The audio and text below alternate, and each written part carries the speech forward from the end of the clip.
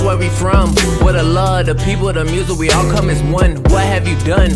Folks, they just talking like they are just bosses or something. I got problems day to day, my people dying. Got my family watching, any haters writing. Just realize I'm in a better place. Gonna write it out till I'm finished, man, and that's work. Niggas now talking like they gon' do it bigger. Hey, your lady in the back, now they hurt. Dog, look at that. Try to blow up a cell while she all on T. Wait, I've been on the grind, so it's all on me. What's the steez? People try, but they can't complete. I be damned if I ain't the one that can't complete. Cause I came from a place where the bombs to see. Real talk.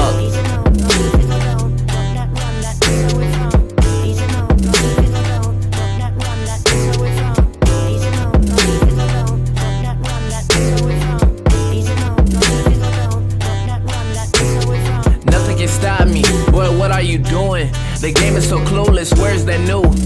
Where's that Tito? I had to take a break for a few. I thought I had lost it. Found my passion, found a girl, break my heart. Swear to God, when I start realizing I'm a beast with it. Everybody gonna eat with me, go down, have a feast with me. For my day one, A1s. Pretty girls don't care what people think. On the news, people dying on day to day. Mess around, be a shirt or a poster. So I don't got time now. Be playing with it. Wanna be ravaged, yeah, I'm on now. What you thought now? I can't do it like that, you a lame. Got all this game and I still ain't the same where I came from.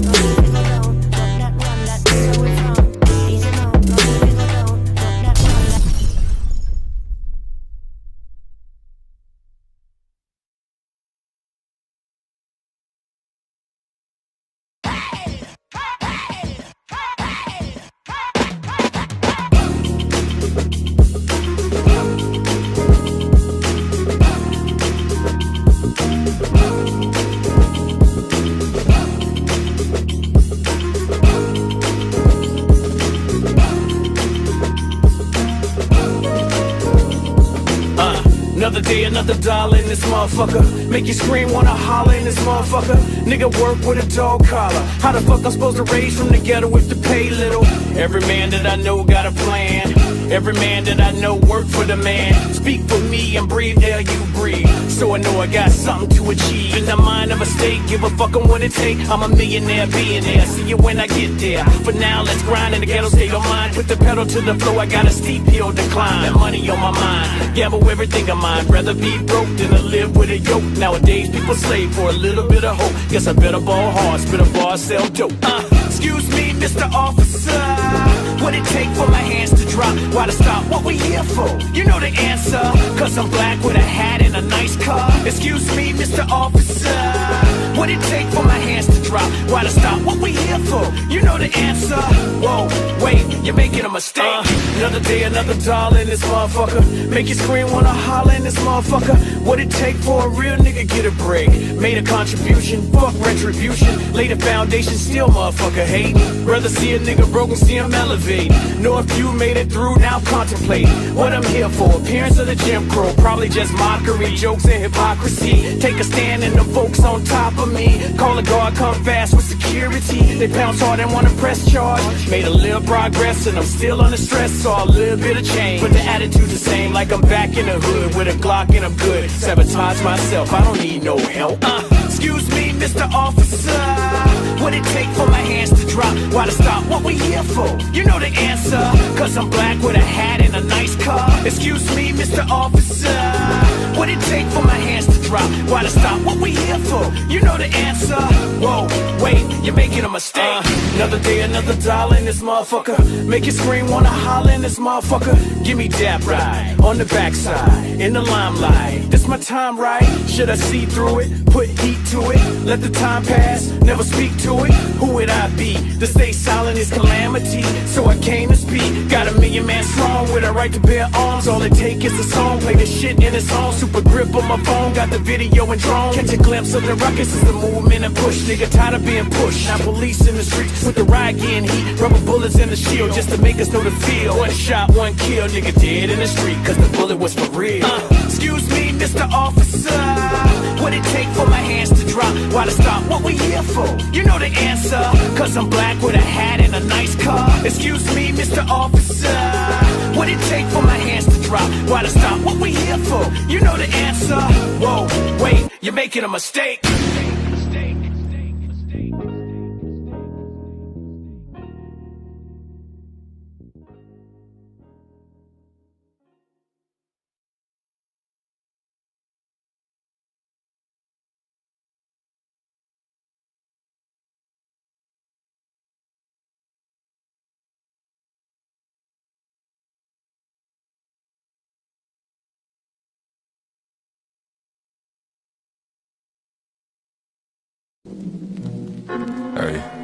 Hey. Peso Picasso, Peso LeBird, whatever you want to call it. Perfect.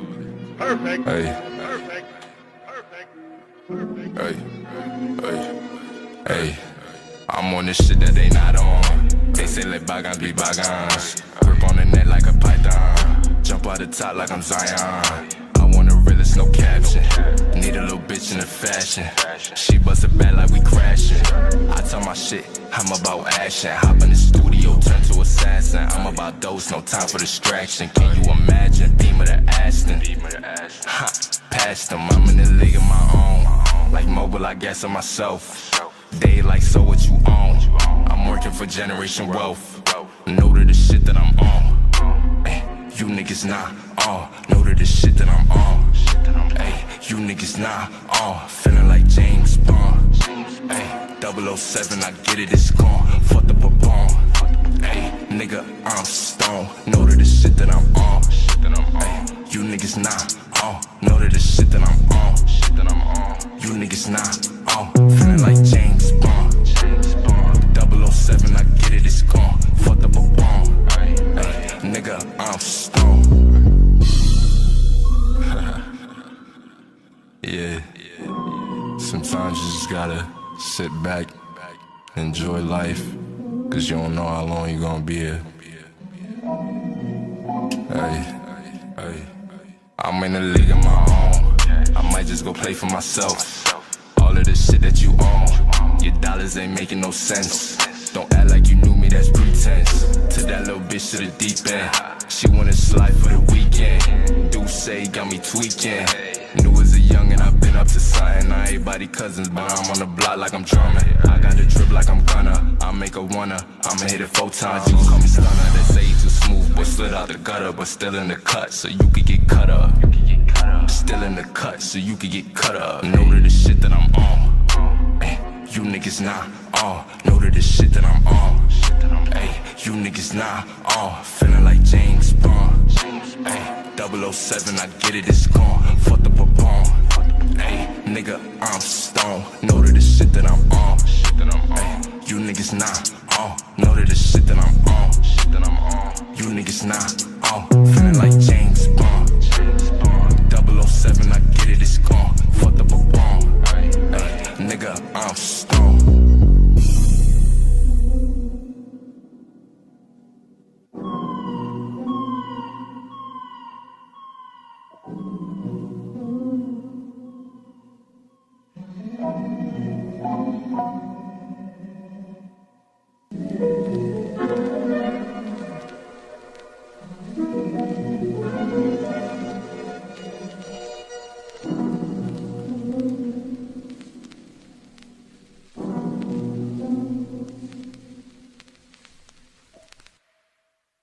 Picasso, Peso LeBird, whatever you want to call it.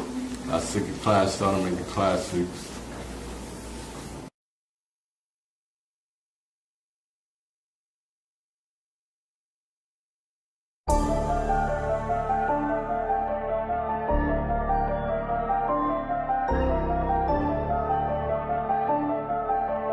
I told my daughter if you wanna rap, then rap, but I think you should be a princess. I told her boyfriend if he gon' cap, then cap, and he gon' get a chin check. I told my chauffeur to make a left, telecoms don't put me over, I ain't taking that breath. No, I'm not getting out the car, I ain't showing you shit, and no, I ain't taking them steps, cause I know I'm gonna be under arrest, cause I'm high as fuck, I just lit it up. Plus I got call up my wife, tell her come get the car, and she gon' see the bitch in my trunk. Whole lot of money, I stack all the 20s, I burn through the ones, I get what I want. Spend all the 50s, I pass out the 100s, I swear on my mama, my comma will come. That's because all of the commas I front. I like my money with commas in front. I like my bitch with a thong up her button, her natural hair like she Lauren or something. I like my chips in the ruffles with onions. I like my bricks in the duffel with butter. I like the Glocks on the table, the pumps in the closet, and I like the dope in the oven. I like my hoe when they naked. I fuck them so reckless, and then I'm gonna come on her stomach. Hold up.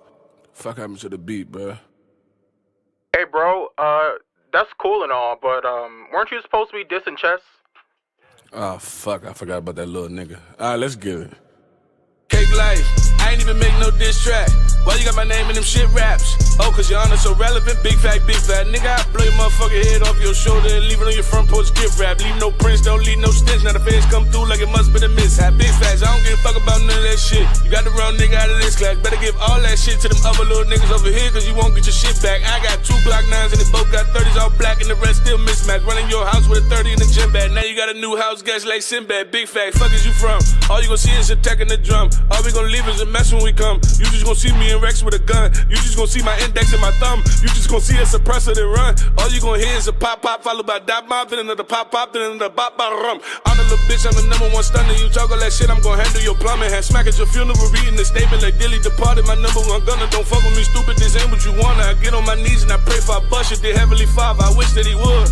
Then I blow the cake on them suckers. I call her Rex for the pies and the chicken. I call her Mookie, don't lie with the bitches. He let me know by surprise where you living. I be at your door like, how, who is it? Mama like Raekwon, can't have visits. I be like, damn, how old the little nigga? She like, damn, that's a grown little nigga, then blam. Now you live alone, little nigga. We hide them bitches to find where you living. No ties, no printers, no wires, no witness. No time for religion. My niggas is atheists. Remington shoot with 100 for radius. I got the drop right to where your location is. I drop a op like he entered the matrix. And all of that violence, your honor was made for it. Dead body smelling like bacon bits. I ain't got time for no hating shit. Had to just break a brick and give it back to the gang. You do $1 million, I'm worth about $1 million. I promise you, nigga, this shit ain't the same. You call up Tay-Rock and Steams to spar. This is the difference I'm trying to explain. Your best friend battling a bitch this weekend and my best friend in the All-Star game. We not the same. Just T-Racks in the book bag, nigga, this pocket chain. We not the same. Just gave Mook the SK looking like a stock exchange, but we not the same. I ain't even about to finish it. Woo! Oh, y'all, let me pull up. I don't want to cut off. You see, I got cutoffs here. Oh, my arms are gone. Oh. You know what I mean? I got cut off. Let me pull this over here a little bit more. How is everybody doing? Wonderful Sunday. Wonderful Sunday. I'm sure many of you who are waiting on this seen I had a few tests up. Okay? So before I get into my mess, let me get to the chat. Okay? Joe, Chelsea's way up. Vikings Nation! I'm dropping bombs for y'all. Thank you. Now, I'm going to get into it, okay? I'm sipping an extra spicy, okay? I have it. Oh, my God. That is strong. I made that one. I ain't going to lie. I thought I was doing it right, but I wasn't doing it right. Anyways, great Sunday. Glad for everybody tuned in. We're going to get to an exciting episode. I'm all about the smoke today, as you can see. But people who were waiting for this episode may have seen that I had like 3 or 4 tests going beforehand. So I'm just going to explain that. Then I'm going to jump right into the show. I'm sure everybody's going to have a lot to say. I got a damn lot to say. But I will say this. I had a copyright strike. Yes, Nickmoses05 Gaming Podcast got a copyright strike. I deserve every bit of that. It's all my bad. Y'all seen the Battlefield leaks. I thought I tried to get into it. Y'all ain't gonna lie. My nuts was big. You know how your nuts was just extra big and you just feel like nothing can stop you? My nuts were swinging. I thought nothing could stop me. I said, oh, I'm putting this Battlefield footage out. What are you gonna do to me? That's what happened to me. Got a copyright strike. So I pulled down that video. And if you guys probably looked for the last live stream, episode 64, pulled it down as well. I can't afford that, man. EA, I'm sorry, man. Let me just tell y'all, EA, man, I apologize. I should not have put up that leaked footage. I know everybody else was doing it. I know it's probably still videos out there. But yeah, that was my bad. I put up the footage. EA said, hell no. They did it worse than Nintendo, man. Nintendo, at least I don't have the problems that I just had. No, I got an official copyright strike. I am on probation for 90 days. I got to be a good boy for 90 days. So y'all going to see the greatest of Nickmoses05 Gaming Podcast for 90 days while I'm on probation. Oh, yeah, I'm going to be extra turned. Y'all done messed up. So let's go ahead and move forward. Now, I do want to shout out my man, Joe. Joe, believe he finally opened up the restaurant. They've been working hard on it, man. They've been working hard. I was waiting on Joe. Joe, I'm telling you, I'm coming there, man. That's all you got to do. I'm coming there. I want an Italian dish. Bow! Can you dig it, sucker? Oh. Okay. That's my bad. That's my bad, y'all. My bad. I got a little too carried away. Booker T, man. Five-time world champions. But no, shout out to Joe. I want to go ahead and see if I can pull it up here. Now, you know, I've been doing a lot. Okay, I've been doing a lot. But I should have Dante's Italian Bistro. Oh, my man Joe is doing it big. Oh, man, Joe, look at that. And I don't know what a like button is. I'm following everybody who is watching this. I'm going to put up my own clip. Joe, I'm going to throw you on TikTok. Yo, follow my man. That's what I'm going to say. Follow my man. My man, your man, Mo fan. Okay? But Joe, shout out to you, man. It's wonderful anytime, especially with COVID going on. So many people trying to open up restaurants at the time COVID hit, and it screwed them over. So it's nice to see you follow through with your family on that. And definitely, I want one of them Italian dishes, man. I love Italian food, too. Lasagna is actually my favorite dish ever. But, you know, got to get that out to Joe. And it ain't going to be the last time I shout Joe out, so just get used to it. Anyways, let's go ahead and get to the smoke. What everybody's been waiting on, I've been waiting to talk about, because this is very important to me. I want to talk about, and look, we got the chat up. My chat's good. Okay, I'm making sure we good. Oh, hold up. What's this widget thing? Oh, no. Oh, we don't do that. We don't do that. Don't interrupt. Okay, don't interrupt. I'm glad I caught that early. Okay, so we can do this right. I want to talk about older gamers versus younger gamers. This deserves 2 shotgun shots. I didn't drop a bomb for it. You know, I've been giving the bombs a little too freely. I admit, the bombs is a special occasion. That's my bad. I'm reevaluating my life as we speak. But I am now officially an older gamer. Yes, I am an older gamer. A lot of people don't know. They say, damn, Nick, you look very young. Well, I'm 38 years old. 38. I was going to drop a bomb for myself, but I just give myself what I got here. Yeah, I gave myself an air horn. Okay, I give myself an air horn. 38 years old. 38 years old, I am considered an older gamer. I am not a younger gamer. A younger gamer would be considered like my children. All right? And that means from the oldest to the youngest. Those would be considered the younger generation. The reason I want to talk about this is because for the longest, I have this, how could I put it? This Floyd Mayweather, LeBron James mentality. And those who are older know what I'm talking about. You just feel like even at 38, you're still in your prime. LeBron James is out there doing it. Why am I not in my prime? Floyd Mayweather is 51-0. Why am I not in my prime? This is my prime. You cannot tell me this is not my prime. That's what we say for the older generation. Now, we see, what about the late 40s? Oh, my goodness. We talking about all of us, baby. Late 40 gamers, we going all the way up to about 65. We going to go over 65. The hell, we talking about older gamers. Now, I want to go ahead and give a definition of a younger gamer. A younger gamer, we're going to base it off statistics. Most statistics go between 18 to 25 is your prime gaming ages. Okay? 18 to 25. Not making that up. Most statistics say 18 to 25 is your prime gaming year. So by that method, I have passed my prime. And I don't believe that. I think that's a damn lie. And I'm representing all the older gamers. But for my younger gamers out there, if you're 25 or younger, you might be 18, 16, 13. You probably listen to me like, shut your old ass up. You don't know what you're talking about, Nick. You have no idea. Younger gamers would destroy you in every single category. It don't work like that. I'm going to give you a couple different things. Now, first, I want to break down the statistics of older gamers to younger gamers first. I think that's the best way to start this off. So we have a good impression of what I'm talking about. I don't want anybody to think I'm just saying whatever. Okay?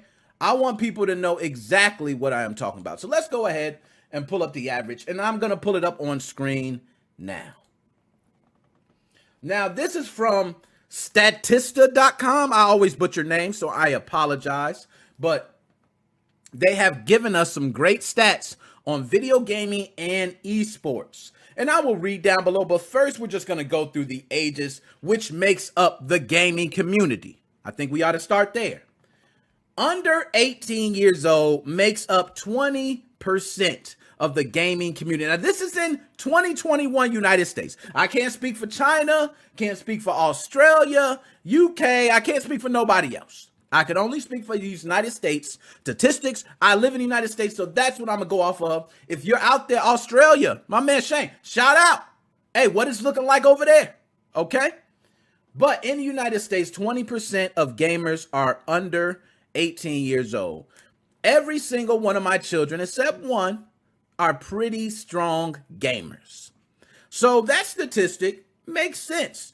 With my kids, the percentage is damn near 100, but hey, 20% under the age of 18 make up the gaming community.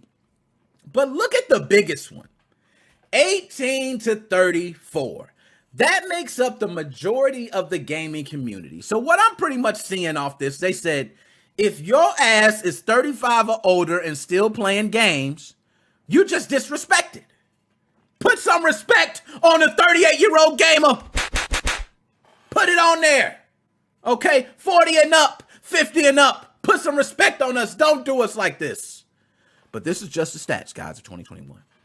So 18 to 34. Now, remember, I mentioned 18 to 25 being those prime years, which means you're going to start seeing a decline. Okay, you're going to start seeing a decline. I took notes. I don't even remember, what the hell I did with my notes. I always do that. I just go off the top of the dome. Popular poems. Pop in the home. Pop in the... No, let me stop. Okay, but I want to pull up these notes here, and I'm going to go over a couple different things. But let's finish the statistics. 35 to 44, 14% of the gaming community. And 45 to 54 make up 12%. So I want to give you guys... just pretty much add that together. We got 26% that make up, the community of gaming between 35 to 54. That's a pretty hefty number. It's more than all the ages under 18 or 18 and younger. Or excuse me, it says under 18 years. So let me clarify that. Anything under 18, 20%. But if you take 35 to 54, it does make up more. And that makes sense. You got a wider range too. But we have quite a few gamers who are still gaming at older ages. I think that's amazing. All right. 55 to 64, 9%. Wow. 7% of gamers are over 65 years old. Think of the gamers who were playing games in the 70s. Okay. They're still around. We got the 80s babies out here, still around, the 90s babies. Okay, and then we enter to the new millennium, where the new younger gamers come in. And I will say, for the younger gamers, in certain elements, they do have an advantage. I'm going to pull myself back up on big screen. I don't want to, I don't want to hog all the, screen time without showing my face. I think that's only right. But I'm going to say a couple different things here for my older gamers and my younger gamers. And I want y'all, if you're in the chat, let me know. If I'm bugging, tell me I'm bugging. Okay? Bring the smoke. I ain't scared of it. Say what you gonna say. All right? But I'm going to list a couple different pros. I'm not going to do cons, because if I do cons of old gamers, I'll fuck around and start crying. Okay, I'm going to be honest with you. I'm going to start crying because it gets bad when you get older. For those younger folks out there, do not get it twisted. When y'all get older, you will see. Okay, I'm not going to say it no more. Man, that drink is extra strong. So, I'm going to go through these and I'll break each one down. I don't want people to think I'm jumping out the window with these, so I'm going to give an explanation for each one, right? So, we're going to start with the pros for the younger gamers. Let's get the younger gamers out the way, because the young folks, if I start talking about the old folks, they go, oh, that's a lie. That's a lie. Well, I'm going to give y'all your props first, okay? That specimen is 46 years old. He don't count as the younger group, okay? Kyle, my man 16. Kyle, I count you in the younger group, okay? So, one of the pros for younger gamers is better multitasking and playing on complex games. Now, guys, remember, this is me. So I want you guys to let me know, am I tripping? But to me, I believe that younger gamers have an advantage on playing more complex games. Some people may differ. You may think the older generation, we've seen a lot, we've done a lot, but I want to give you an example of why I believe so. It's a lot easier to play a game at 38 years old like Call of Duty, which is my favorite game, by the way. If you guys didn't know, you probably don't watch the show, but now you know, okay? It's the best game ever made to man. And it's a game that I've loved throughout the years. I don't really feel like I'm losing a step in Call of Duty. I don't. That's just me. I don't feel like I'm losing a step. But that's because it's not really multi-layered. It is in certain aspects. If you want to say Warzone, you got different guns and different, but that's not what I'm talking about. I mean specifically games like Fortnite, okay? In Fortnite, there's multiple layers to it. There's a building layer, there's shooting, there's understanding new mechanics within the game. You know, there's also the element of how to use these mechanics. So I'll give an example. If you are playing Fortnite, and let's say me, I go, hey, I build a wall, I go on top of the wall, so I just got a little advantage and I shoot down at you. But someone else or a younger gamer may say, oh, he's trying to get an advantage on me. They may use a shockwave grenade, jump up in the air, and they already plan how they're going to come down and get me before I've thought of how to react to that. So games like Fortnite, I think older generation don't handle too well. That's why we got Booga, 16 years old, winning that championship for how much? How many million? Okay, how many young gamers did we see there? The older gamers didn't fare too well. Okay, and I think there were some who actually made it to that tournament who did not make it towards the top 10. Okay, and if I stand corrected, let me know. But it's not too many because the younger gamers handle that information better.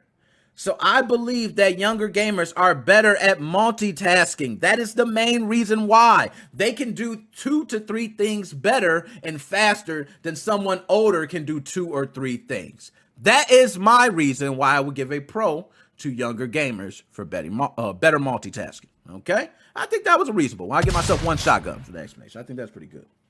Now, the second reason why I think younger gamers are better gamers. I don't want to say better gamers because I ain't gonna lie. I'm an older gamer. You young folks ain't better than me. So let me just say this. I'm gonna give a pro to why younger gamers have an advantage over older gamers. That sounds better. Okay. Faster reaction speed. Y'all, let me know. But we all know as you age, your reaction speed slows down. It does not get faster. If anybody tells me your reaction speed gets faster, that probably means you train often. Okay, that means you train often. You probably are timing yourself, and most people don't. Younger generation is great at reaction speeds. That's because in the prime gaming years, 18 to 25, your reaction speed is probably the quickest it's going to be. And some people, it may be at a younger age, but your reaction speed is off the charts as a younger gamer. I want to go ahead and see if I can actually get stats on that, because I want to go ahead and see here. Okay, I got some stats. I do got some stats here. And these stats, I believe, are from AIM Lab. Okay, now, the founder of AIM Lab, Wayne Mackey, confirms that speed is an issue for older players. Accuracy is actually pretty constant. Okay, so which means for older gamers, your accuracy is good. If you're a bullseye, you're a bullseye. You're pretty much good there. But reaction time slows down considerably. As we age, we need more time to make the same quality shots. And yes, again, we peak at a young age. We start to see a drop-off in reaction time as early as 22 years old. Damn! And let's get this straight, for the 41 to 50 bracket, okay, this will be the oldest that AIM Lab has tested for, they go to 339 milliseconds. Well, guess what it is for your prime time ages? 271 milliseconds. Now I know y'all go, Nick, that's milliseconds. You're tripping, Nick. No, when you're playing games where milliseconds count, like fighting games, shooting games, it really matters. It is a big deal for younger gamers to have that advantage. So I will give younger gamers reaction speed. They got it hands down. We're not even going to debate that. If somebody's debating it, let me know if you debate that. But I would say all younger gamers are faster at reaction speed. Okay. So the next thing I believe younger gamers are better at is they are better at picking up new game mechanics. I spoke on that a moment ago. I used Fortnite as an example. There's multiple games that we can give examples of. But what I will say is picking up a new game mechanic can be difficult for older gamers, and especially like myself. If I'm playing a game like Fortnite where they're changing weapons every season, I grow accustomed to a certain weapon. That weapon's then gone, and then I have to grow on a new game mechanic, and it doesn't fare well. I wind up always resulting back to assault rifles, shotguns, where everyone else is using a wide range of weapons. It makes sense why I'm using those weapons. I'm most comfortable with them, and I can carry them through each season, whereas a new gamer just picks up every weapon. He's finding out, fine-tuning every single weapon. So I do believe younger gamers are better at picking up newer game mechanics than older gamers. We're just stuck in our old ass ways. I'm gonna go ahead and give myself one punch for that. Okay. So now I'm gonna go to the chat, just make sure I'm missing. Old gamer head here. Shout out, Joe. I feel you on that. I'm at work extinct. Much love, yo, Joshua Drake. I'm glad you're 41 years old, man. You see the older gamers I represent right now. Young gamers and deadbeat gamers have more time. Oh, yo, it's funny you said that, my man. It's funny you said that because we're going to get into that, all right? But I do believe they're quicker at picking up new game mechanics. And TikTok's going to love this. Oh, my gosh. They're going to love this. So, next, we're going to talk about what they have an advantage of, which is the peak gaming ages. It's something I've been mentioning from the beginning. From 18 to 25, we can't go back in time. Okay, but younger gamers got something to look forward to. If you're 18, you got a couple more years. If you're 25, you might already seen a drop off because based on AIM Lab, drop offs start as early as 22 years old. So some people could already be feeling that delay. Okay, and it may not seem like, oh, it doesn't seem like much, but trust me, when you're playing online, it is the matter of life and death. Okay, now I mentioned the drop off. If you're through the 41 to 50 age bracket, you're probably seeing a 20% to 35% drop off in your reaction speed. Damn! That's a lot. I don't even know if I want to go any further, man. I feel like going through these for the younger gamers, I'm hurting myself. So older gamers, let me get through this last one. I'm going to put some respect back on our name. Okay? So the last one I got for young gamers that I think is one of the biggest advantages for young gamers, and I think this is probably the number one, okay? And it was mentioned by my man, was that Joe 2-0? Joe 2-0. It was mentioned by Joe. Joe, let me do this for you. I gave you 2 shotguns, Joe. I don't even do that. We got another Joe here, okay? I don't do that often. So appreciate it. But younger gamers got too much damn time on their hands. Come on, man. All y'all do is play games all day. That's all you got to do. You go to school, you come home, do your homework, play the game all day. You heard Booger's story was his mama was letting him train 8 to 12 hours a day. Oh, my God. If my son was playing the game, who knows? My son might be playing the game 8 to 12 hours a day. Shit, between the phone and the Xbox and everything else, it is terrible. God, you got too much time. We can't compete with that. Older gamers have lives. We have families, kids, jobs, bills. We do everything. If we're on a road trip, you're playing the game, we're driving. We're at the hotel, we're sleeping, you're playing the game. We're going to the restaurant, talking to the hostess, you're on the phone. It does not work for us. We don't have enough time. So, if we could get an equal playing field, for instance, hey, younger gamers and older gamers had the same amount of time to play a game, then we could talk. But y'all got more time. So, of course, you're going to be better. You play the game more often. I don't doubt that. There are some, as Joe 2-0 said, there are some deadbeats. Okay? And I want to say deadbeats, Joe. Let's not call them deadbeats, okay? Because, they might be representing MoFam, Joe. I don't know. I don't know. That's Joe too old. I can't say Joe Fred. Oh, G.I. Joe. Y'all know what we're talking about. G.I. Joe is one. Joe too old is another. I got to separate y'all. But Joe too old. Okay, I got to say to this. My man, JTO. I like that. I like JTO. I don't want to say deadbeats. Let's just say people who are in a circumstance to where they can play the game a lot more. So if they are unemployed, maybe they're collecting unemployment, the job market is not available. If they're doing construction, hey, it's wintertime. Okay, in Illinois, y'all know about winter. There ain't much construction going on during wintertime. That might be a time where they're down, so they got extra time to play the game, and they're waiting until the weather gets better. So I don't want to say everybody's playing the game a deadbeat, but you do got some basement dwellers, okay, who sit in the basement all the time. Mom, bring down my Oreos. I'm in the middle of a game. You do got those. You got those, okay? So I will say people who have more time to play typically are going to be better. Now let's get to the good stuff. Let's go. Let me get a sip for this. I had to get a good sip for that. It's tasting better as it goes on. My tongue getting numb, so if I start, okay. Pros for older gamers. Let's get to it. So I say the first pro, and again, let me know if I'm tripping. Okay, let me know. So far, I think I'm good. A pro for older gamers is more appreciation for gaming in general. Can you dig it, nigga, sucker? Can you dig it? Older gamers have more appreciation for gaming in general. You know why?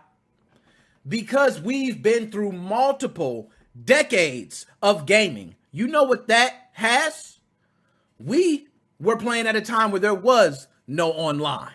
We were playing at a time where 4 people could not play at the same time. We were playing at times where passwords weren't even allowed.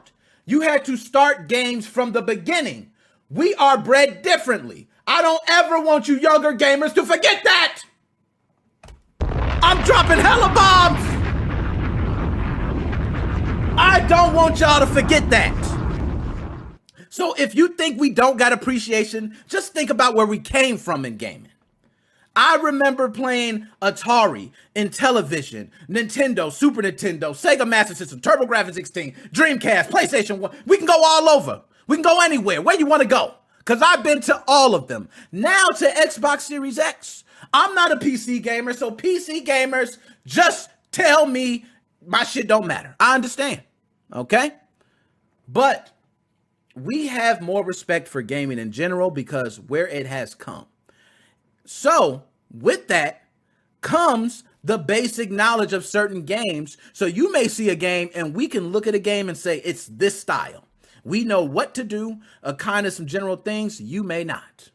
That's the benefit of having these years worth of gaming knowledge. Okay. So I got that off. Now, and I also want to say, my man Joe 2O, you killing it right now. 1 or 2 button systems. They don't know what it's like having 1 or 2 buttons. They don't know what it's like. They got 100,000 buttons. This don't make no sense. We had 2 buttons. We were playing fighting game. You remember if you ever played a wrestling game with 2 buttons? Huh? Have you? I played a wrestling game with 2 buttons and we fought on there all the damn time and it was competitive because it was only 2 buttons. Sorry, guys. Got a little bit. So now another pro for older gamers is better general knowledge. Yay. I don't think you younger gamers gonna debate that. Do y'all got something to say to that? Because I don't care what you say, younger gamers. Us older gamers, we have knowledge that carries through decades. So let me give you an example so you don't get twisted what I'm saying. What I'm saying is, as an older gamer, I remember playing shooting games and having to duck behind a wall. And guess what? Anytime I play a shooting game now, I know to shoot by a wall, duck by a wall, dodge to the side by a wall. I know all that. You know why? Because it's always beneficial. I haven't seen a game where it hurts you to duck behind a wall. Whereas newer gamers might come into a game, oh, well, let me run out there and try. No, don't run out there. Okay, I'm not experimenting with shit. I'm doing the tried and true. Older gamers have always carried these general concepts. Fighting games is another one. For all you younger gamers, don't get it twisted. In fighting games, there are certain tactics that we can use today in new fighting games that worked 20 years ago. Okay? And will work 20 years from now. I'm not joking. These are simple concepts that you guys may not think. You might call it cheesy. Okay, that's what we used to name it back in the day. Certain of these tactics were cheesy, but they still work. That is the general knowledge we take from decades of gaming. Okay, I told you, I'm gonna put some respect. I'm gonna put some respect in. No joystick on a fighting game. Oh, Joe, I'm gonna give you a bomb on that, man. I gotta give a bomb. I can't hate. We had no joystick on fighting games, man. Do y'all know what that is? Okay, oh my goodness. I ain't even gonna get on that. We gonna stop, Joe, because they don't know. They don't know. And that's why I'm saying these young bucks don't understand. Okay, let me take a sip. Also, 18 and under, they ain't doing this. They ain't drinking the double cup boys. You know what I mean? So, now another advantage that I believe older gamers have is older gamers have the love for challenges and high scores.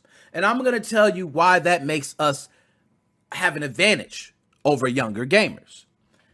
If you have a challenge, older gamers remember when we didn't have passwords. There were literally games we had to play from the beginning to end in one playthrough. A lot of younger gamers now can switch in and out of games and just play different games. We focused and zoned in on one specific game a lot of times because those playthroughs took a lot of time. So in 1 or 2 or 3 playthroughs, you're already mastering certain things. You appreciate the challenge. High scores. We want high scores. There's some people out here who don't mind just having a Twitch page and just saying, hey, I killed it today. I suck every other day. You know what I mean? No, we took pride in having the high score. Real pride. We posted it everywhere. We talked about it everywhere. We was standing at the arcade and saying, hey, bro, this is my high score. Don't even put your quarter up because I got 33 wins. Don't put your quarter up because I'm going to smash you. And notice I said, put your quarter up. Them days is over with. They ain't putting quarters up no more, man. You can cash at the damn arcade machine down. $5. Hey. So older gamers have the love for challenges and high scores, the appreciation for challenges and high scores. That's not to say younger gamers don't have it at all. But older gamers, we go into something thinking, hey, I don't have as much time to play. So what I'm going to do is I'm going to take my game, turn it to the hardest difficulty, and fight bots for 30 minutes.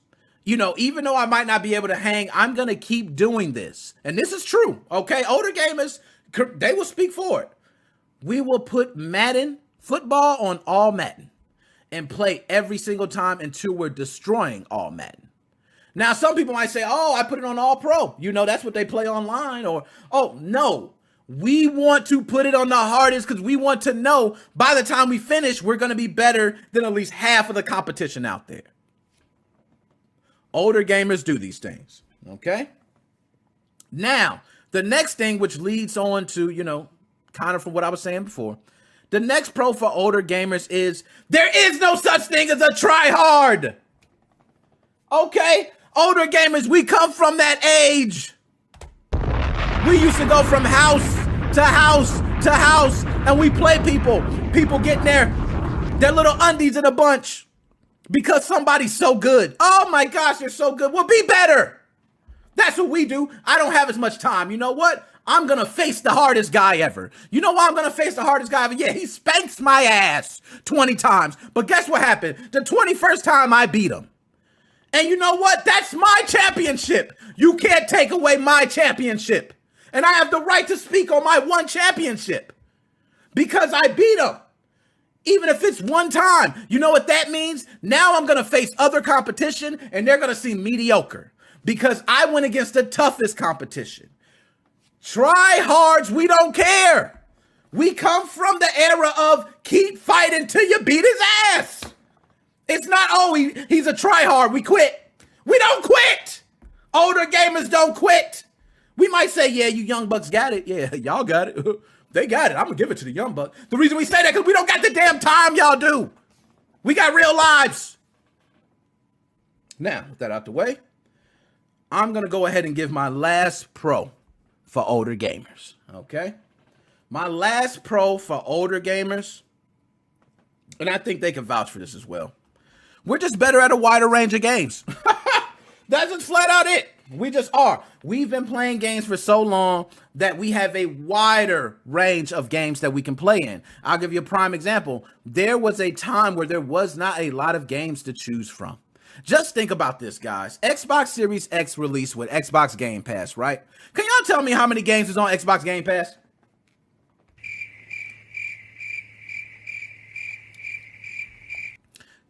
I had to play the cricket sounds because you know what? It was a damn lot. It was a lot. It don't even matter. You have between Xbox Game Pass, Xbox Gold, you have EA, so if you had an Xbox Series X or you had a PS5 and you want PlayStation Network, PlayStation Plus, I'm not sure what they call it. I'm not a Sony representative, okay? But these games were made available. I remember buying a system and there was only like 6 games to start with. Who remembers PlayStation 1 when it first came out?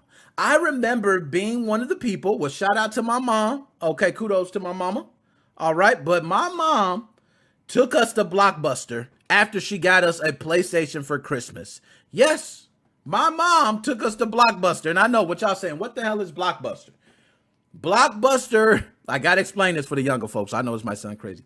Blockbuster was the place to go to rent video games. Younger folks may know GameFly. We knew Blockbuster, Family Video, and others. But when PlayStation first came out, if I remember, Blockbuster only had about 6 titles that you could play. So what happens? You rent all 6 games. Okay, or one's gone. You got to wait till it comes back, but you don't have much of a selection. So you were forced to play games like Jumping Jack Flash. Or if you didn't play sports games, you were forced to play the NBA in the Zone. Okay, you were forced to play Tekken because there wasn't multiple fighters released. Okay, you were forced to play these certain games, Crash Bandicoot and other platformers that you typically wouldn't play because you didn't have a wide selection.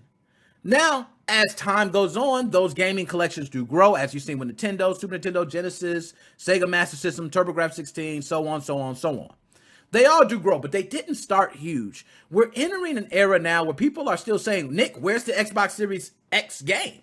Like, all these games are pretty much being enhanced for Xbox Series X. Where's a game that was designed to be played on Xbox Series X only? And that's a good question. You know what I mean? That's a good question. I'm not going to say anything about that because that's something that I agree with you. The way games are, a lot of them are being enhanced. But we were forced to play the games. So it's just a different love. It's just a different love. So, nonetheless, with that off my chest, okay, I had to get that off my chest, y'all. I was telling you, I was feeling it, okay? But there's a couple things I want to mention. If you want to know more about this, shout out to whoever wrote this. I didn't even read through it, but I just, kind of glanced through it, and it had some pretty interesting things. But gender and sexual orientation differences in cognition across adulthood. Age is kinder to women than to men, regardless of sexual orientation. So I believe Elizabeth A. Mailer, Stien Reimers, Jean Choi, and all these people have done certain tests. And these tests, as you look through, they are some extensive testing that has been done across multiple ages, gender. Okay, so you got male and female, different sexual orientations. So this gives a lot of clarity on these tests or these different things that I was speaking of. So you see it, up there. You can go ahead and probably type it in and find it on Google. That's the same way I found it. And also I want to shout out AIM Lab. I have not done AIM Lab, but I want you guys to go ahead and Let me know if you use AimLab. It seems like people use AimLab to get better at first-person shooters, specifically on PC. I'm not sure if AimLab's available on any console or anything like that, but looks great, and it actually was the results of some of the testing stuff that I read, or some of the statistics that I read, excuse me. So shout out to AimLab for that, okay? And I got that. So anyways, enough about that. Let's go ahead. I know that was one that I told you we was going to get to the smoke early, man. They like, damn, Nick. Already, Nick. How you doing this? You just started the show, man. You on fire. I know. I'm not done, though. I'm not done. Okay, hold on. Let's see. Now, I'm trying to get used to these buttons, okay? So work with me. Let me see if this works. So if I go back to this screen here. Oh, it's working. It's working. I got the buttons working. I'm trying to get, I hate using the mouse for a lot of this stuff. I got a Stream Deck. So I'm trying to utilize more of these buttons, okay? But right now, we are going to talk about the best game ever made, okay? Now, I know what people are going to say. Let me just start by saying, guys, I expect to get flamed, okay? I am a Call of Duty fanboy that always gets flamed for just my blatant love of the Call of Duty franchise. I do not mind. Cleveland Browns fans have been flamed for many, many years. Mets fans have been flamed for many, many years. Cubs fans, until recently, were flamed for many, many years. I will get flamed. It doesn't matter, guys. Call of Duty is the best shooter ever. Just get over it. Save yourselves the time of talking about me and go get Call of Duty. Pre-order Vanguard. Yes, it's going back to the World War II times, and you're going to think Call of Duty World at War was crappy, and I didn't like it either. But who cares? I'm repping them. Let me drop a bomb for me. Okay. Bam. Now that I got that out the way. So, we all know Call of Duty Vanguard had its reveal trailer. And usually I play reveal trailers, but after I had EA spank my ass with a copyright strike, I'm not doing that no more. At least for 90 days while I'm on probation. You know what I mean? I'm on probation. Just leave me alone, okay?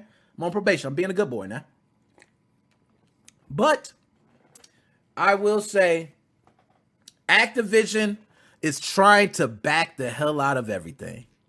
And the reason I say that is because a lot of people don't know Activision and Blizzard, which is Activision Blizzard, they're one company because they had a merger, all right?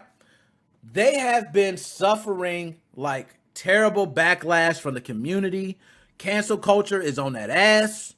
The way they've been treating women and even some male employees and workers, we heard about work conditions. It has went on and on and on to the point where on the new Call of Duty Vanguard trailer, you don't even see anything about Activision except in the copyright blurb at the bottom. Now, I want to go ahead and pull this up. Again, I can't play the trailer, but what I can do is pause it right at the end and I can take a look and show you what I see. Okay, so bam, we're going to pause it right there. And I'm going to pull it up. This is from their YouTube page, the actual trailer. Do you guys see this? Sledgehammer Games, blank, CallOfDuty.com, Treyarch, shout out Treyarch, man, I love Treyarch, Beanox, okay?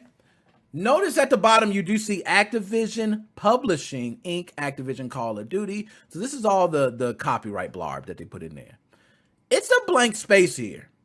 Now, you could have easily moved this over. You could have centered everything.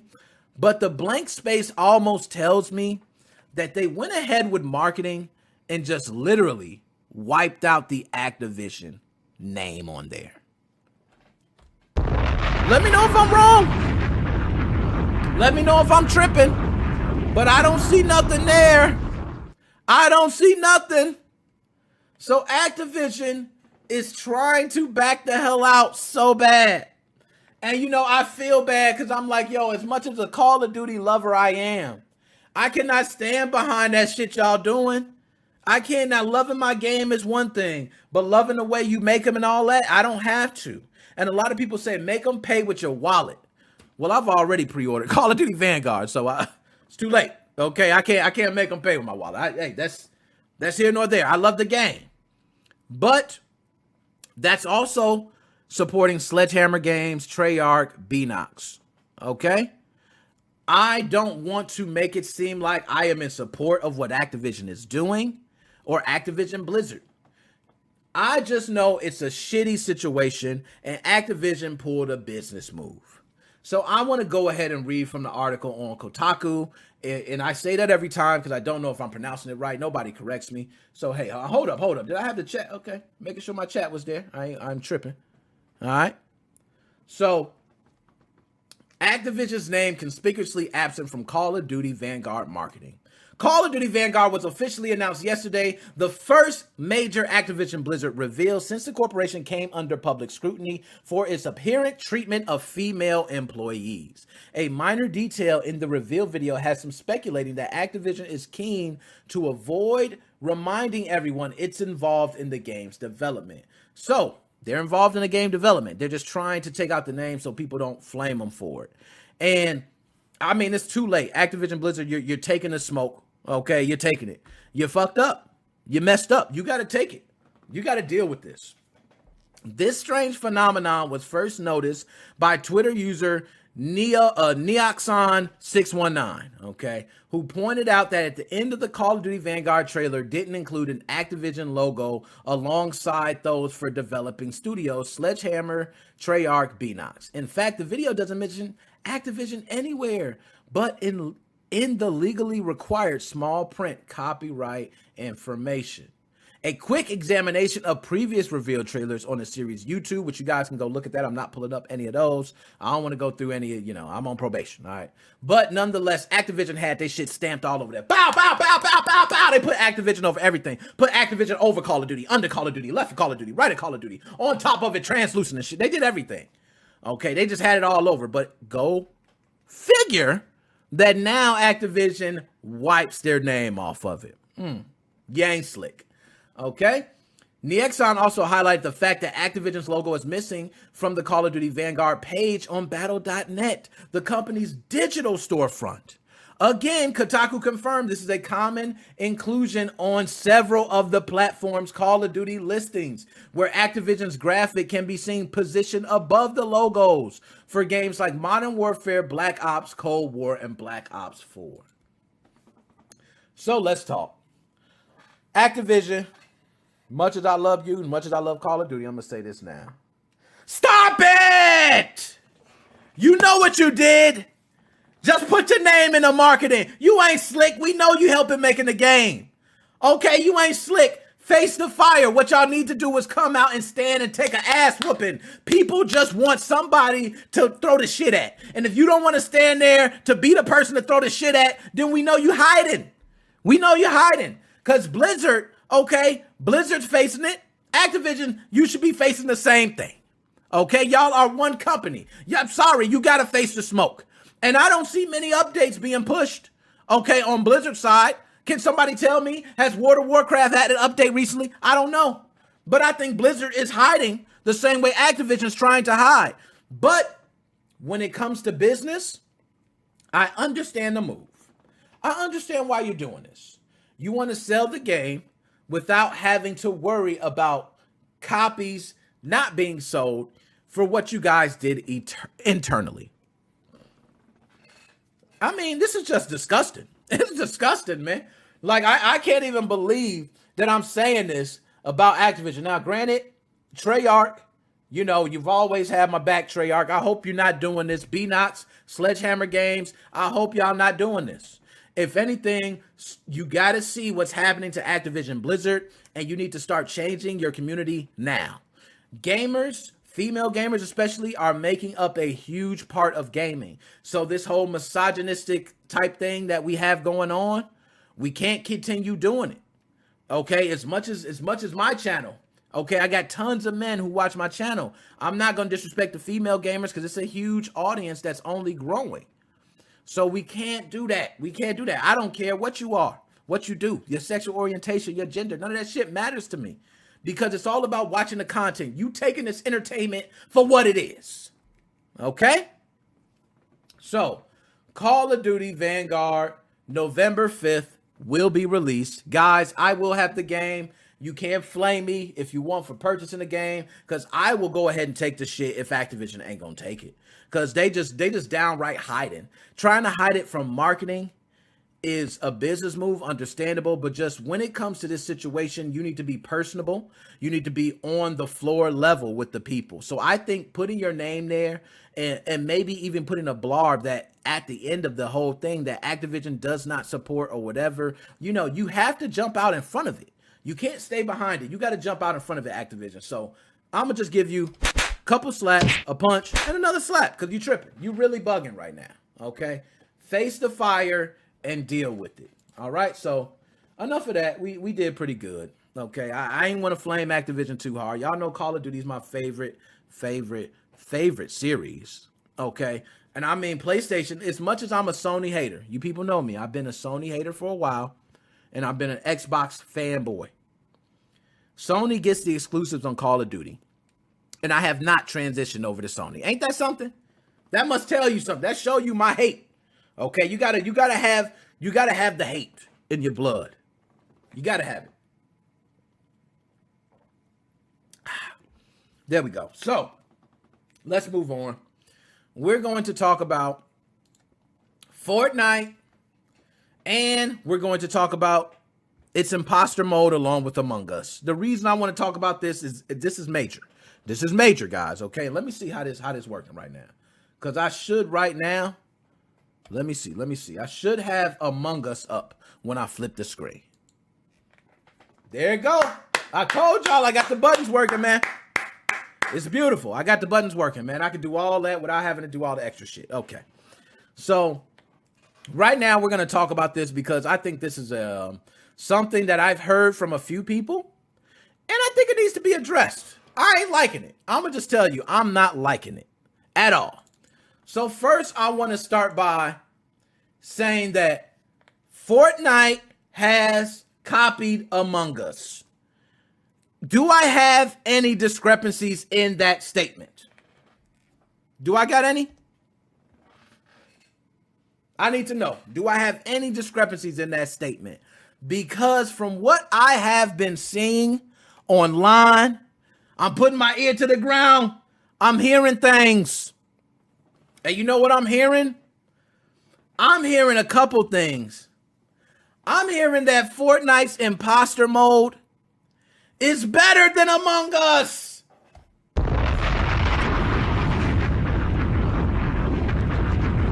Am I hearing that properly?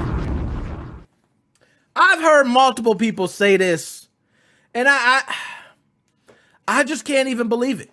I can't believe it. So this is a two-parter for me. Okay, I'm gonna get on both sides of it. Let me start on the first part with Fortnite and taking the mechanics. So Fortnite, just to give background on Epic and Fortnite.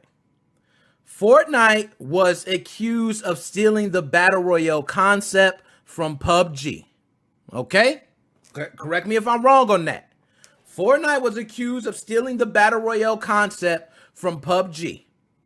Okay, which PUBG, believe it or not, and shout out my man, okay, because he the one that made me go buy PUBG the moment he told me the concept, because I wasn't into the whole Battle Royale thing. He said, yo, it's 100 people drop out in the ship and you just go start fighting. I said, sign me up. I bought it, right? Then I found out Fortnite became this huge phenomenon for the Battle Royale scene. I got turned on to Fortnite after PUBG. So I can clearly say, for me, PUBG definitely held the Battle Royale scene down. But Fortnite took it, and a lot of people would say made it better. They have building, which is a whole nother concept than what PUBG has. They have guns and different weapons. It's a cartoony style. PUBG is considered more realistic. Fortnite is considered more animated. So therefore, it's fine. Battle Royale I don't know this. Correct me if I'm wrong, guys, but I don't think PUBG may have started that concept. It may have been other games to start Battle Royale. I don't know. But I was introduced during PUBG time. And Fortnite stole that concept and ran with it. But guess what, Fortnite? I'm going to give you props. Y'all made it better, in my opinion. You made it better in almost every way. Okay? The gameplay, flawless.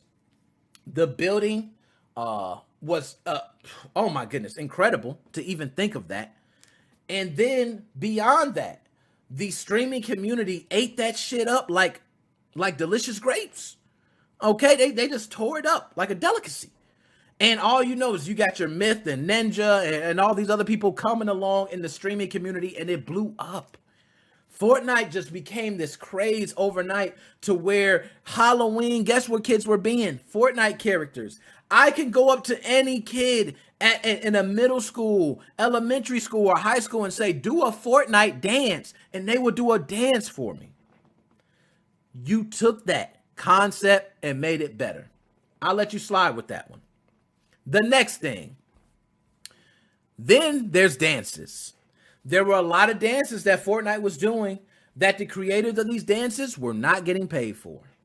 These creators then in return came forward with a lawsuit. Now, I'm not sure if all of them lost, okay, or if they settled out of court. But from my understanding, they did not win this lawsuit because the whole entire dance has to be a choreographed routine. So, for instance, the Carlton dance is not unusual to be. You can't sue for that because it wasn't a choreographed routine. So you didn't have, come out there and say, hey, this is how you do it, step 1, step 2, step. It wasn't all like that. So it was a lot of other people. I forgot the other guys. I think he was doing the dab and, all these other dances. They were not getting paid for it. So then Fortnite took heed to that, and they started reaching out to a lot of these creators about the dances. So that was another thing. You started with the dances. So now you got Battle Royale. You're taking dances. And there's multiple people saying during seasons, you were taking stuff from, Zelda Breath of the Wild. You were taking stuff from Call of Duty. You were taking stuff from other games. On every season, there was something else. Fortnite is a game that's been accused for taking a lot of different concepts. Then there comes the imposter mode.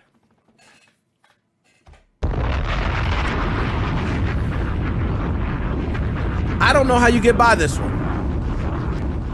Everything about this imposter mode reeks Among Us. So let me get to my second part now. This is the part where people are like, yo, Nick, I don't know if I feel you on this. I believe Fortnite literally ripped off every concept of Among Us and tried to add a twist to it. That is my own personal opinion. The reason I say that's because Among Us is not the first to do this concept. A lot of people consider Among Us to just pretty much be another version of Mafia. I've never played Mafia, but I've heard this statement so many times that Mafia sticks out in my head. They said, hey, you were trying to, prove that you were not the killer. And this is kind of the same thing in Among Us. But Among Us adds so many of its own specific elements, similar to how Fortnite did with the Battle Royale mode, that I could literally say somebody else is copying Fortnite. You see what I mean? Even though PUBG is the originality of the concept in my mind, which is the first game I played. Let's start there. A lot of people, it's all about the first game you play. If you don't know a game before it, then you can simply say, oh, that's not the reason why. It's because you haven't played the game. Okay? So for me, PUBG was Battle Royale starter. Fortnite taking that and added new concepts. I feel the same way with Among Us. Among Us added its own concepts to the point where it's defined in its own category. Now, Fortnite stole this because, first of all, it's Fortnite imposters. Imposters. You couldn't call them traitors. You couldn't call them haters. You couldn't call them fakers. You know what I mean? You couldn't call them anything. You called them imposters. What is the one thing they say on Among Us? I'm not the imposter. Okay, you see the shirt? I'm not the imposter. You named it Fortnite Imposters Mode. Bam. Okay? That's one. Two, how many collabs we seen with Fortnite? We've seen Street Fighter. We've seen Rick and Morty. Rick and Morty. I mean, we've seen them all, man. We've seen so many different collabs. You telling me you couldn't reach out to Among Us Devs for a collaboration? They're a small team. They would have embraced it. They would have embraced it. You could have probably gotten a better hand. You're the A side of the deal. Epic, you're the A side. You could have had little spaceship emotes. You could have had skins. You could have made more than just a game mode off of this. I don't understand it. But you went the route of just single-handedly just copying the mode. And I didn't see that this was created by anybody. You know, typically you would see, oh, this game was created by this person or this person. No, I think this was made by Epic Games. It's a limited time game mode. And they put it in there. Now, number 3, the maps are almost, the whole landscape is almost identical to Among Us. And I think it's the scaled map, I'm not sure, but that's almost identical. So the maps, you also did. Now there is certain things that are a bit different. I will admit, most people, one, Epic Games has a larger team. Let's start there. So a larger team can work on certain things a lot faster and make it happen. But I'm not even going to say that's the excuse. I don't want to use larger teams as the excuse. I want to actually say more people are familiar with Fortnite, and they're used to the dancing. They're used to all that. And the beautiful look, it's actually a pretty polished game. That it's a lot easier to pick up Fortnite and play this versus looking at Among Us and playing it. Among Us is not like it's an ugly, ugly shit show. It's not. It's a beautiful game. But when you sit here and look at, hold up, Ben K, call. Ben K, no you didn't, Ben K!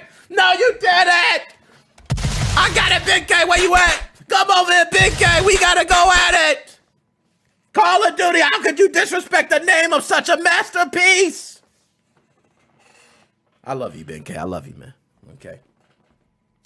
But Among Us is not a beautiful masterpiece as Fortnite is. So when people play Fortnite, they look at Fortnite and they go, oh my gosh, Fortnite, it just looks so much better. And there is some things I will say I do like. You cannot adjust a lot of things like Among Us. Among Us, you can adjust so many different options. But in the Fortnite imposters mode, I do like the fact that everyone's in a circle looking at each other. That is more realistic to me in like a debating session where you all can see each other. There's little things you can do like point to another person. You can tell a person, come here. I've seen people give hugs and then shoot a person right at, like, it's so many different things that add to it. And I will agree, those are beautiful things. But you can't change like voting time. You can't change a lot of these different concepts, which I think Among Us has the advantage on. Now, they said, oh my goodness. Ben K, don't tell me that's true, man. If they have an imposter mode, we might have to talk. Call of Duty will get called to the front. Don't worry, I'll talk to him. I got to connect. I got a little phone number that I call and go straight to Treyarch and all of them. You know what I mean? I just talk to him and say, hey, what's up? What's going on with this? My man Ben K said, y'all, okay. All right then. And they going to handle that. So we good. But Fortnite imposter mode will be seen as a better version of the game by many people. I think just because of the popularity of Fortnite versus Among Us. Among Us is one of the first games that I picked up in a long time that was a small team game where everyone in the household loved it the moment we started playing it. My wife involved, all kids involved, everybody loved it. It's easy to pick up, easy to jump into. Controls are not difficult. Some people don't like moving around with the controller. Very simple. And I think the game mechanics are great for Among Us, but they have a small team.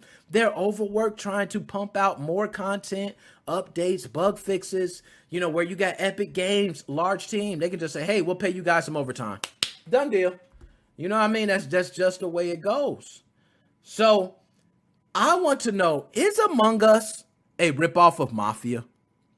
I gotta ask that. As an official old head, Fortnite was the first game I said, I ain't playing that kitty shit. I dropped a bomb for you, Joe. JTO, I dropped one for you, man. I don't get those out often, but I feel you. I thought the same exact thing when I seen Fortnite for the first time. I said, nope. I got PUBG. Why would I play Fortnite? I got a game with a real man jumping out. A real man or a real woman coming out there and shooting guns, killing people. This is real. I don't need cartoony characters dancing and looking all la-la and shit. But now, as time goes on, I play Fortnite. I've actually played Fortnite more than I played PUBG. Not more than I played Call of Duty. Okay, not more than I played Call of Duty. Call of Duty's, you know how I am. But people are saying Among Us cannot claim this. They cannot claim that Fortnite stole their work because Among Us technically stole different concepts from the Mafia game. I don't know. I don't know how I feel about that. I feel like Mafia is 20% of what Among Us is, just based off of what I'm looking at.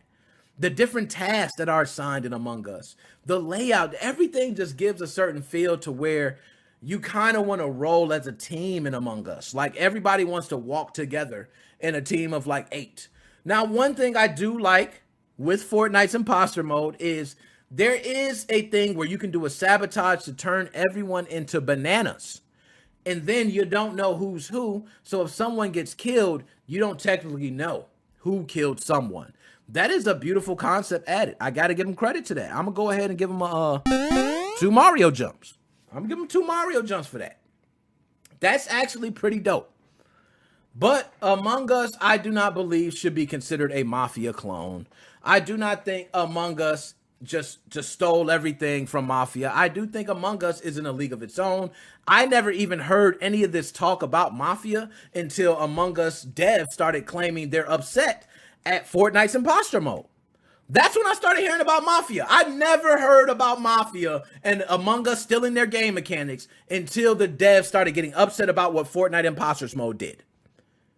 Correct me on that. Can anyone else clarify? Is Among Us a ripoff of Mafia?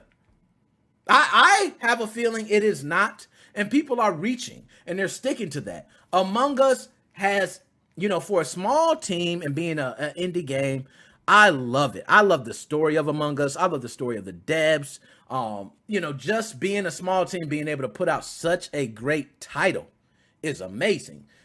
But to have someone like Epic Games, Fortnite, who has been known to take multiple concepts and turn them into their own, is just, man, I'm sorry. I hate to hear it, man. I'm going to give you one of these, and this is for what happened to you.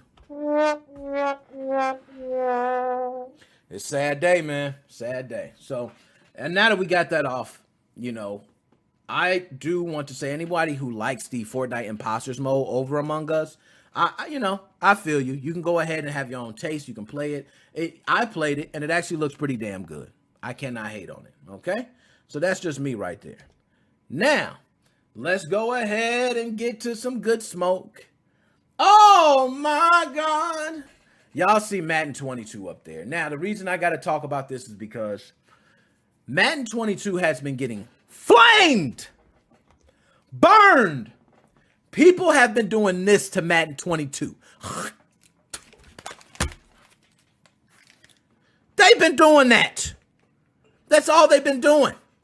Because Madden 22, hold up, and I haven't even looked, like I told you, a lot of these subjects I like to go over directly, while I'm speaking with you guys. So that way I don't have this, prerequisite of, oh, I have my mind for now. Older gamers versus younger gamers. If I'm bringing up a subject that I brought to the table, I'm going to have my topics ready. But other than that, no. So I'm going to go ahead and pull up a review score. Damn. Oh, my God. I don't even want to do that. That is nasty. Oh, my God. So IGN has officially scored them. And I want to make sure I'm seeing this right. Okay, because I just pulled it up right here. So I just put up Madden 22 reviews, right? IGN, 6 out of 10. 6 out of 10 reviewed by Cat Bailey. Madden is significantly better game than Madden 2021. How? How is that possible, Forbes? Okay, look at this. Audience rating summary. Damn. The game misses the mark. Look at that. This is not a joke, folks. Madden 22 is getting raped. So, I posed a question to everybody, okay? And I want you guys to let me know, am I bugging? But is sports games getting worse? Or are we just not seeing any changes from within the sports gaming community? because I come from a time, and I'm going to tell you guys, and I'm going to give you history, and I'm going to tell you what I think overall, okay? And then I'll dig deeper. So overall, I can tell you I do think sports games are taking a hit. We're taking a step back in sports games every single year, even in the 2K franchise. I think a lot of, companies are doing this because, one, they're making money. So I have not purchased a 2K or a Madden in over 5 years. So if you guys want to talk about spending money on something that you talking about the same game year after year, don't talk to me about no Call of Duty. You need to talk to these different sports franchises. How about that? How about that? Because they've been doing this and taking money from people year after year after year. And there are many people who buy it, and I hate the people that go, yo, it's so much better this year. The reason you don't know is because you don't play it year after year. Well, let me tell you something about how Madden series used to be. There was a time where Madden used to always have a brand new game mechanic every year, and the game mechanic would change the entire game. Who remembers the hit stick? Who remembers the hit stick? I remember when the hit stick was first announced, and you would hit stick somebody and knock they fucking blocks off. Apologize for the F word. But you would just rock them, and you would see them fumble, and you got this sensation of, I timed the hit stick perfectly. But if you did not time the hit stick perfectly, guess what happens? You missed the tackle. It was a risk-reward scenario. In the gameplay, people who mastered the hit stick typically fared better in the game than people that did not. But at least Madden was introducing other concepts to the game. They had specific jukes. There were specific things on defense that would change. But I have a feeling that now the nuances that change are so minute that the gaming community is getting frustrated on spending money on the same game year after year. This is not just Madden. This is not just 2K. This is multiple franchises. Now, with that being said, let's dig deeper. A lot of people want to criticize Madden for the NFL license. Well, I'm going to tell y'all right now, y'all got to lay off EA for that. The NFL was trying to sell the license. Okay? They were trying to sell the license. Do I got to say that again? This was not EA seeking out NFL and saying, hey, can we get your license exclusive because NFL 2K is kicking our ass? That's not what's happening. That's not what's happening. The NFL was looking to sell the license, and they sold it to EA. They believed EA was the best choice. They wanted one company that they can be able to look towards and make sure everything was right for their license. They didn't want the NFL license, which everybody knows the NFL. They're very strict on their brand. So by going with one company, having the license, it was easier for them to manage versus having to look at all these other gaming companies. So EA did purchase the license, but it wasn't EA trying to shut out any other franchise. I just got to say that first because that's a common misconception. EA bought the license because the NFL was selling the license. So that's how it worked. And maybe EA was the only one that had enough money to get that license purchased. But correct me if I'm wrong, guys. Isn't that license going to be up soon? So we should see other games. Now, speaking of that time with the license, at that time of gaming, I should say, there were multiple football franchises that we have seen die to where now we don't have any competition. NFL 2K was better than Madden. I don't care what anybody say. Madden, whatever one, was not better than the NFL 2K series. Anybody got any debates to that? The NFL 2K series, now a lot of people are going to say when NFL 2K first came out, it was getting stumped by Madden. So they released it the next year for $20. But I believe that changed the next time it came around. One, when it released for $20, the majority, and this is something big for the gaming industry. So a lot of people, especially my younger gamers, need to listen because this was a tactic that was used that I think was beautiful. Okay? So I believe 2K Sports was NFL 2K. they released their whole 2K lineup for $20. So it wasn't just NFL 2K, it was NBA 2K, NHL 2K, the whole 2K series was released for $20. So a lot of people who were coming into stores going to buy a game had a choice between NFL 2K or Madden, which Madden was $50, and you got NFL 2K for $20. It was a no-brainer. Then the NFL 2K gameplay looked more realistic than Madden. I can't talk about the overall nuances of the game, because the overall nuances of the game, I do believe the technical aspect I will give to Madden. There were certain exploits that you could just do in 2K that made it seem very unreal. But in Madden, you could have those things kind of taken out of play with turning up the difficulty, okay? Now, look, Joe 2-0, false. Madden had more play, and that's why I say I'm going to put some respect on you. Put some respect on Madden. Madden did have more plays, okay? Madden had the technical side more. And I'm glad you got there, because that's exactly the truth. Madden had the technical side more. But 2K gameplay and the look was better. I don't care what nobody say, okay? But Madden at least had competition. So it made Madden a better game. Each year they were looking for things to increase. They started doing animations, like the Madden animations from that point took a whole new thing. I love the way Madden changed their animations. Now, some of it was for, better or worse, but it looked a lot better. And NFL 2K wasn't the only football franchise that was a known franchise. NFL Blitz was a known franchise that everybody loved. There are people to this day still asking for a NFL Blitz remake or remaster. NFL Blitz was the NBA Jam of football for those who do not know. And I mean, you could just go hike, bam, and you could knock out the wide receiver straight off the play. I mean, it was beautiful. I'm not going to lie. That game was beautiful. But once Madden sold up the license, that was it. At that point, Madden did at first have a lot of changes that were great changes. But I believe year after year, Madden changes are becoming less and less noticeable, which means people are looking at it from the outside in, going from year to year. It's not worth a purchase. There are people who are streaming or who will stream a new Madden, and there will be people coming to their stream and just say, why are you even playing this game? It looks like the same game. I've even seen comparisons of people putting up side-by-side comparisons where they do look the same. So those little changes are within the game itself. And I think the reason Madden is taking such a huge hit in reviews. Now, by the way, if you're saying 6 out of 10 on IGN, that means it's really 2 out of 10. I'm sorry, because IGN is really being nice on a lot of things. They do. Like Call of Duty. There's been Call of Duty. I remember Advanced Warfare, was it a Future Soldier, whatever? I didn't like them. They got raped in reviews. And guess what a rape was in a review for Call of Duty? A 7. A 7. A 7 was a raped for Call of Duty. Because Call of Duty is expected to be 8, 9, 10. Okay?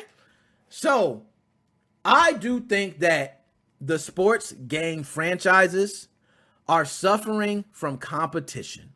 And I think competition is only going to make for better games. So, for instance, let's talk about golf.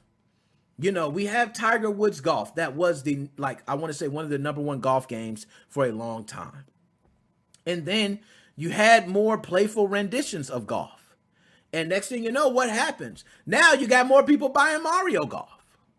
Okay? It's just because golfing is, you have some people who want to play a more NBA Jam style version of golf, and you have people who want to play a more realistic version of golf. So there you go. But imagine if the NFL license was up for grabs for everyone and the competition was out there. 2K was able to release a football game. NFL Blitz was remastered and done again. What if you can now say in NFL Blitz, you can pick your 5 players that line up on that line?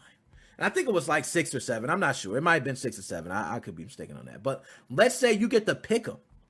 So, damn, you pick your team and you get to pick the 7 people from that team. Nice. Now you get to choose your receivers. Some receivers are stronger than others. Some receivers are faster than others. But you get to use that NFL license with known names. You'll get also celebrities who can be able to talk about themselves in these games. It's a huge deal. I mean, we know about the Jordan fiasco. Everybody knows about Player 99 and NBA Live. Jordan did not want his name to be used, and he reserved that right. Okay, he did. He had Jordan vs. Bird, his own game. He had Chaos in Windy City. How do I know the name? It's sad, but yes, I definitely had Chaos in Windy City for Super Nintendo. I'm a Michael Jordan fan. But Player 99 was disrespectful, Jordan. We should have had you. And next thing you know, Jordan did come back and he put himself in NBA Live. It was a big deal.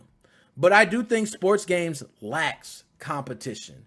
And that is the reason why we are not seeing these fantastic titles. And plus, they moved on to this like VC Bucks type shit. I'm not sure what it's called. It's probably called Madden Bucks or something. But I hate when you have to buy all these different, points, because now you have an infrastructure where you're making money and you could offer the game for free now and still make that same amount of money. It's pretty disgusting, to be honest. But nonetheless, that is my reason why sports games have deteriorated and we are not seeing sports games grow. We need to start seeing like NBA Street V3s again. Okay, and for those who don't know, NBA Street V3 was the best, I think, street basketball game ever made, where you were able to throw it off somebody's face, bounce it off the ground, alley-oop off the backboard to somebody else, and then they throw another alley-oop to somebody else and dunk on somebody. Like, just the fact that you can go that far above and beyond, it was amazing. And they took it to the park. They had a lot of old school names, people who weren't in the NBA no more, but now you can use their name. So shout out, NBA Street V3. And, NBA license is not held to anything, so I don't want to make it like that. But they just had certain people in their game that you probably wouldn't seen in any other game, and they were able to do it. So there we go. I got off that. Now we done. So I'm off of basketball and football and all that. But Madden 22, okay, if you like it, go ahead, play your Madden 22. I have not played Madden 22. I have Madden 21 on Game Pass. I am fine with playing 21. If I need to play anybody, I don't think we're going to really be like, oh, we're not playing 22. Like, that's just my personal preference. But, hey, I might be wrong on that. So, anyways, we are going to move on to something that I think a lot of people would want to talk about, because being that I'm an Xbox fan, a Microsoft fanboy, this is one that hurt my heart, y'all. It hurt, man. I don't know if I'm going to be able to make it through this segment. Oh, God. Ah, this is terrible, man. Oh, let me get a sip of the drink. Yo, I almost finished this cup. I am lit. Yo, I should not have drank all this. Apologize if I start. Y'all better help me. Please help me if I start doing. NBA Street, what you know? What? Gave you 3 shotgun shots. They don't know about NBA Street, NBA Street on PS2. Then they had the NBA Street Volume 2, Volume 3. Oh, my gosh. Nasty, nasty series, okay? And let's see. Shane, my man from Australia. Yo, I always like getting my people from Australia, all outside the country. Shout out to y'all, man. I'm going to give y'all a bomb. I don't give them out often. I'm feeling good today. So let's talk about it. Halo Infinite has no co-op campaign. And hell, we don't even know if we're going to get a campaign. Yo, we don't even know if we're getting a campaign with Halo. Yo, this is why are we doing this, man? Now, y'all remember when Xbox Series X first released? I was on here giving my rant, talking about Sony. Sony can't touch us, na boo boo. And then Sony smacked me with a game lineup. Miles Morales pimp slapped me. Okay? I was hurt. And then Halo Infinite didn't drop. All I was relying on was Game Pass. And thank God Bethesda saved my life. Because without Bethesda and that lineup of games that started to come later, we would have been done. We would have been done. But Halo Infinite says it won't have a co-op campaign at launch, nor will it have Forge mode. What are you doing? What are you doing? I give you all the game over sound. What? No, that was the wrong one. I'm sorry. That was the wrong one. I got a little carried away. But Halo Infinite. Now, first of all, my man Joe drew a picture, okay? He drew a picture. I'm going to go ahead and pull this picture up. This is exactly what he said the cover of Halo Infinite is going to look like. And I think this is a wonderful, wonderful picture, Joe. I think it's only right that I show it here, right there. So I'm going to pull it up on screen here. We're going to go ahead and pull it up. Bam. There we go. Now you see, he got Bunjo there. We know it's 343, okay? We know that, but it's all good, okay? This is what my man Joe is saying we getting. This is how, now look, Sony fans can do that to me right now. They got every right to trash me because we're not going to have a co-op campaign mode or Forge. Now, a lot of people will say, oh, well, Nick, Halo is mostly multiplayer anyway. As long as you get the multiplayer down, we're good to go. I agree. Halo is mostly multiplayer. It was founded to me on the great multiplayer experience. But let's not get it twisted. Halo had legendary campaigns. Legendary. I mean, many people, family included, can think of moments during a Halo campaign that was legendary. Beautiful landscapes, wide, big environments. I mean, Halo is pretty much perfect for the Battle Royale. You know what I mean? Like, if anybody thinks Halo is not ready for the Battle Royale, then y'all crazy. Halo was bred for Battle Royale. So if you do a Battle Royale mode, thank you. And you don't have to do no 100 players type shit. I don't even want that. Do about 60 players. Teams of 30 versus 30. Give wide scale environments. Give the Warthog. Give, all the other ones. I forgot the other one. Starts with an S. But, the alien ship. I can't. Oh, gosh. Come on, guys. But no, you know what I'm talking about. But let people have the Battle Royale on this. At least for multiplayer. We have watched the technical preview. We've seen Team Deathmatch. Capture the Flag. We've seen all these different modes. But Forge mode being gone is a huge hit, y'all. I'm not going to lie to you. Forge mode being gone is a huge hit because Forge mode is going to be a lot of our content for months to come. People might think, oh, Forge mode, making your own mode, that's not nothing. You don't understand the community of Halo. The Halo community is serious, bro. They are like serious. If you give the Halo community Forge mode, and you're taking things within Forge, let's remind you, they're enhancing everything in Forge. So you're going to have things from previous Halos also included in the new Halo. So you're going to be able to have new features while accessing all of the old things. Forge mode would probably be like what Fortnite has right now in its community. Okay, and a lot of you go to Fortnite creative mode. I've seen people who not even play the actual Battle Royale side of Fortnite and literally just go to creative. It will be the same thing with Forge mode. But guess what? We're not getting that! Why? Stop it! Stop it! We need that! No co-op campaign? Halo! I'ma slap you! What are you doing? Now, there has been multiple things mentioned about why we are not getting Forge mode and why we are not getting co-op campaign. I am going to read this. And this blurb, I do not want you guys to take like it's just the bread and butter of everything. But this is claimed to be a 343 developer. And he gave a lot of explanation about why we are seeing these delays, about the constraints they're being put through. So I want to go ahead, and I'm not going to read the whole thing because my man went on a goddamn rant, okay? And I'm not down for the rant stuff. But let's go ahead and pull it up. So it says a lot of people are frustrated with the announcement. So I thought I'd shed some light on it because we are insanely frustrated internally too. Not because the delay happened, not at all, but because we wanted to tell you earlier. The team has been pushing not just delays to Forge and co-op, but campaign in general.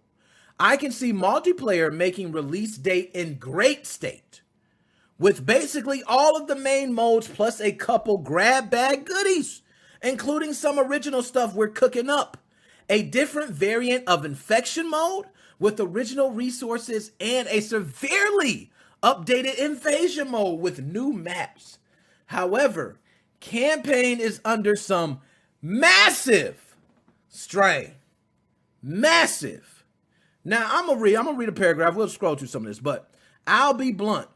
We knew Chris was leaving a good while before it happened, and the campaign component has aggressively course corrected in his absence. There were small changes to multiplayer 2 under Joseph, but multiplayer was more Pierre's baby than anything. And all that happened there were small changes to the direction of gun balance and general gameplay. But the campaign that went through a massive overhaul, not just in writing, which got trimmed down, in fact, severely, and it says less is more, and the player should always understand what the F is going on, were oft repeated guidelines, but more importantly, in structure. Now, I'm going to go down because, like I said, I could be reading this all day. But they said, but now what you care about first, Forge. Let's talk about Forge. Forge is just untenable, and Microsoft always knew it wouldn't be ready for the release date, if ever. And I doubt it'll come out in 6 months either. Look at that. Read it. This is why I didn't want to do this subject, man. Let me pull it back up, man. Let me pull it up. This is why I didn't want to do this subject. I told you it was going to hurt me deep. But it says that it was not going to be released possibly ever. 6 months to a year will be before we see Forge. Now, the game's not released yet. Only time will tell. But, yo, this is sounding kind of legit. Okay? Let's pull it back up. The reality is Forge isn't just a cute map editor anymore. Not after Halo 5. And we can't release anything that isn't up to snuff to the quality of that game's Forge, which took more effort than anyone realizes. Shout out to Halo 5 Forge mode too, because by the way, if you haven't used it, use it. It is beautiful. Infinite's Forge will not only have every feature 5's had, but a lot of extra resources based on past games and custom game functionality. There's also some grumbling about Forge being released with the game spoiling a few new enemy reveals, but I doubt this is a main concern. In any case, I wouldn't be surprised if Forge came 8 months or even a year after initial release. The team is overworked, pushed hard, and tired. God damn. 343, what is going on? I will say this, guys. That is game development now. That's as real as it can get. Game development now is that with such a crunch for games to be released at specific dates, it's pretty much, we're hearing that across the board. We just heard that from Activision Blizzard. There were people complaining of, I believe, 70-hour work weeks. We got people from Ubisoft complaining about that. We got people from multiple places talking about, I mean, what is it? Eon Must Die? They're still complaining about being overworked, and this game is going to still be released.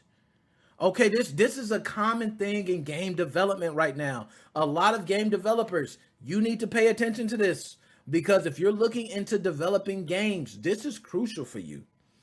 When you get to these big different, I don't want to say companies, because some companies have smaller projects, but let's say a big project within the company, you will realize very soon that a lot of this is expected. It's expected you to work long hours. You say you love it as much as you do. It's your baby, right? Well, prove it to me. Prove it to me. We're paying you. I'll pay you overtime. I have no problem paying you overtime. I just want to see an update by Monday. This is what they've been going through. So it don't surprise me to hear this, even if, let's say this shit is just a hoax. Let's say somebody is taking statements from all over and putting it together, making it look nice. But it's a lot of statements in here that have validity to them. So we'll move forward, all right? For a co-op campaign, the problem is much simpler. To put it bluntly, nobody thought of how it worked. The open world and several different objectives spread around the map that can be completed in any order mean that a bunch of solutions were explored for how this would work in a 4-player co-op. The first and obvious. Now, one thing I want to say is I do not like that about the open world and several different objectives that can be completed in any order. I don't like that. I say stick to the tried and true format of a Halo campaign. And, you have to, I do like the being able to explore, but you have to finish this before you can move to the next. I do like that. I don't like the, hey, open world, go to anything you want. It's kind of the approach Gears of War 5 took when playing. Like, oh, you can do this part first, you can do that. Gears of War 5 did it a little bit differently, though, and I think that's where Halo was going with it, to where it's like an open world, but it doesn't load that specific section until you go to it, and then it starts that section. So, but I'm not really feeling that. So anyway, the first and obvious was shackling players together, but even in internal play testing, this was just not fun and considered incredibly limiting. The idea to free players to go off and do their own stuff was then proposed, which was a great idea and very welcome, if not for a few key things. The first was network, and the second and more important was checkpoints. Then he says, to be blunt, it's buggy as all hell and then some. For the first while, Respawn worked the same as old games, wait for teammates to be safe, and come back to life near them. But this caused a lot of painful issues when players were far apart and was really buggy on the code, so we didn't like it. We explored a respawn station, but the idea is too limiting. So then we proposed fixed respawn points around the map, a ways away from fighting locations, but that was both boring, dumb, stupid, whatever you want to call it, okay? And then they say, players had to walk back to fight, which, was a huge delay. Nobody wants to backtrack. And also it made it so it was really hard for the entire team to get wiped, since there'd be a constant conga line of guys running from respawn. Around March, we decided to swing back to the original respawn method, and the bugs have been constant. Now, like I said, I'm not going to go through reading all of that, but guys, do we really think that's really a dev?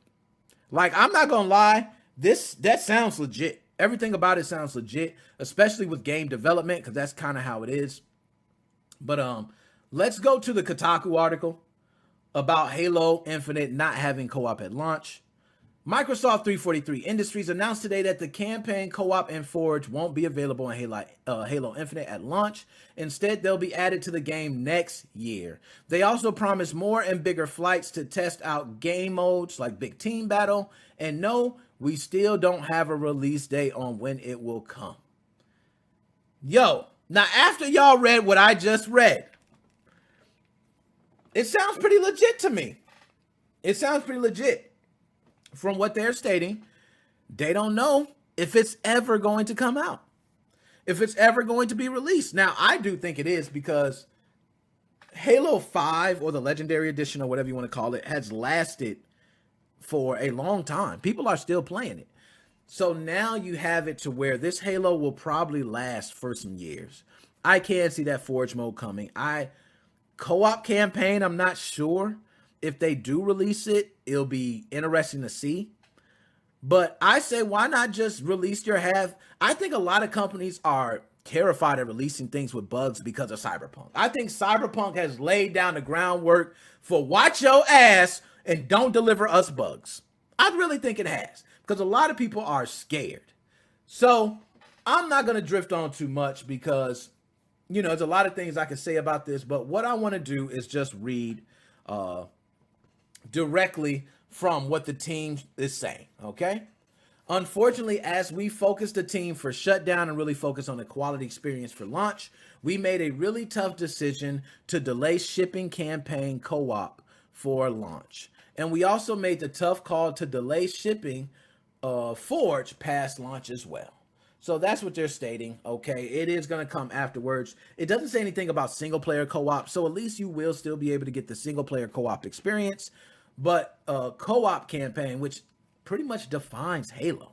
I mean, so that's a huge hit. Your single player better be top notch.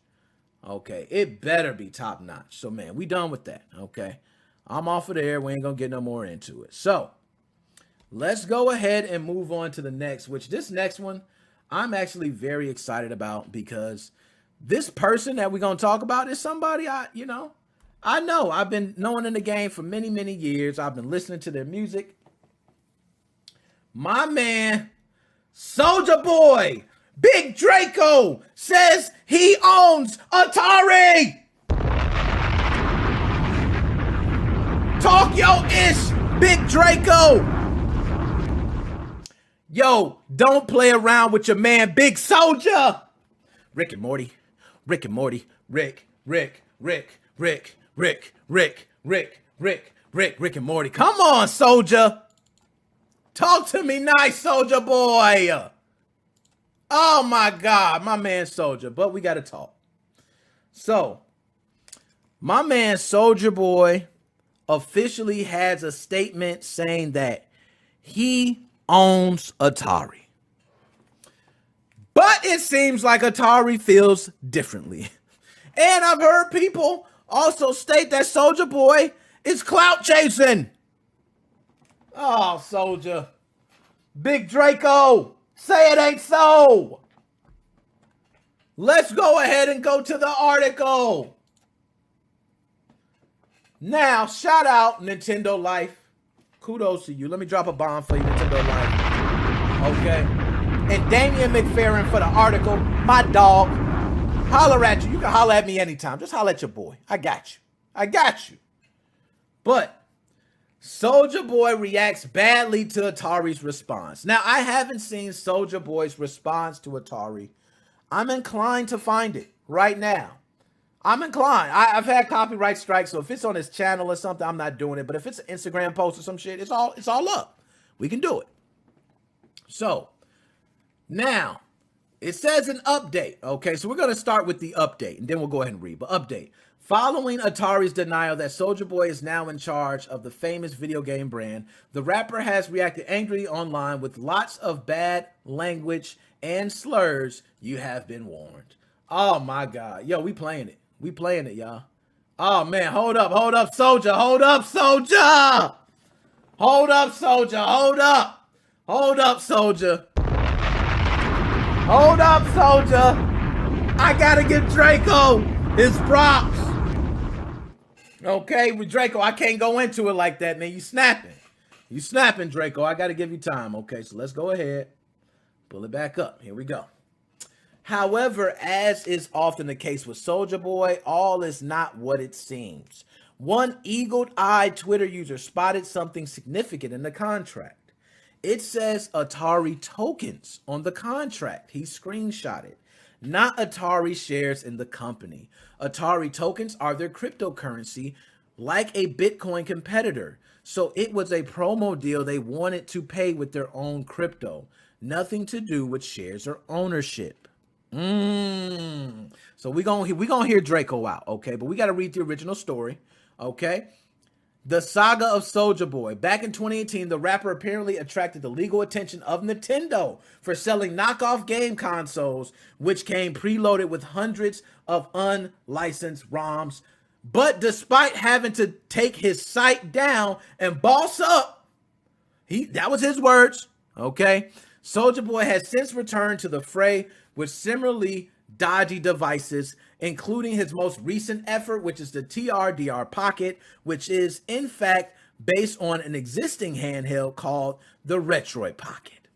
As if getting his hands dirty with low-cost emulation devices wasn't enough, the rappers, whose real name is DeAndre Cortez Way, is now claiming that he owns one of the most famous brands in the world of video games. So we're going to play this clip from Soulja Boy. All right, but just let me get this piece off my chest for young Soulja, a.k.a.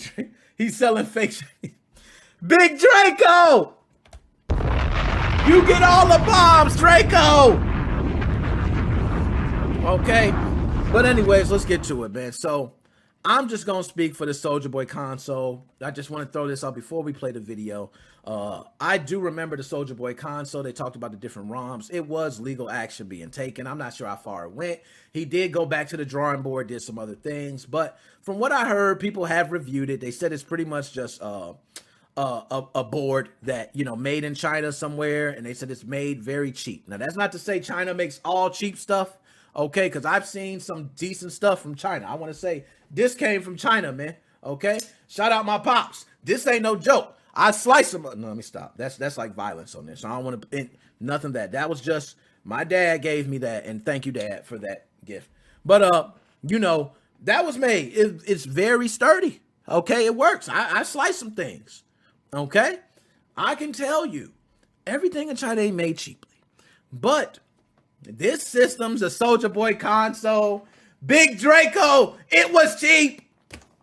And I'm not mad at you getting your money, Draco. I'm a man about the hustle. You made those systems cheap, Big Draco, and you sold them for like $60, $70, $80, I don't know. But guess what? If you get the system made for $10 or $20, selling it at that price point, it's beautiful. It's beautiful, man. I seen the unboxing to one of these systems, and guess what it was? The system was all nice. It was wrapped up in this little cellophane. It had the box. But as soon as he pulled out the thing, they threw in the PlayStation controllers. I mean, the chargers, they had just random chargers. One was an iPhone charger, and one was something else. It was just like everything else thrown in there was literally just aftermarket stuff. Controllers were dirty, had grit in them. They were used. It just was bad. Okay, and that's multiple openings I seen, not just one. But my man Draco got his money. I ain't mad at no man making their money, okay? Some people I am. I mess with Draco, Rick and Morty. So we're going to go ahead and listen to Big Draco. First, all right, Draco, I hear you. First, let me get y'all ready. We listen to Big Draco. I need that attention. Let's go. They signed me to a deal to Atari. Big shout out to Atari, the whole staff. I'm about to revamp the company. Okay. We're going to take Atari to the next level. Okay. Everybody go follow at Atari. I am now the owner of Atari. Let's I go. Own the video game company Atari. Talk, Soldier. I see your chain, Soldier. They was real proud of me and what I did with the Soulja Boy game console. You know what I'm saying? I blew Soulja Boy game up. We about to sell the. Oh my God. Hold up, Draco. First of all, Draco, I know you did not, Draco, just said they like what you did. I'm sorry, y'all. This is why I should be watching these things before. I'm sorry, y'all. Draco, you bugging! Stop it! They didn't like what you did with the Soulja Boy. Ain't nobody like what you did with the Soulja Boy console but you. And whoever was making money with you. They didn't like that. They might like how you market stuff, but they didn't like the Soulja Boy console. Let's go. Company for like, was it 100? I think I'm gonna get 140 million. I'm gonna get like 100. I'm finna get $140 million from Soulja Boy game. So Atari reached out. Yo, Soulja Boy, man, Big Draco. My man Draco be wildin', man. Draco, man. Big Draco, let me talk, man. You made 140 mil from the Soulja Boy console, man.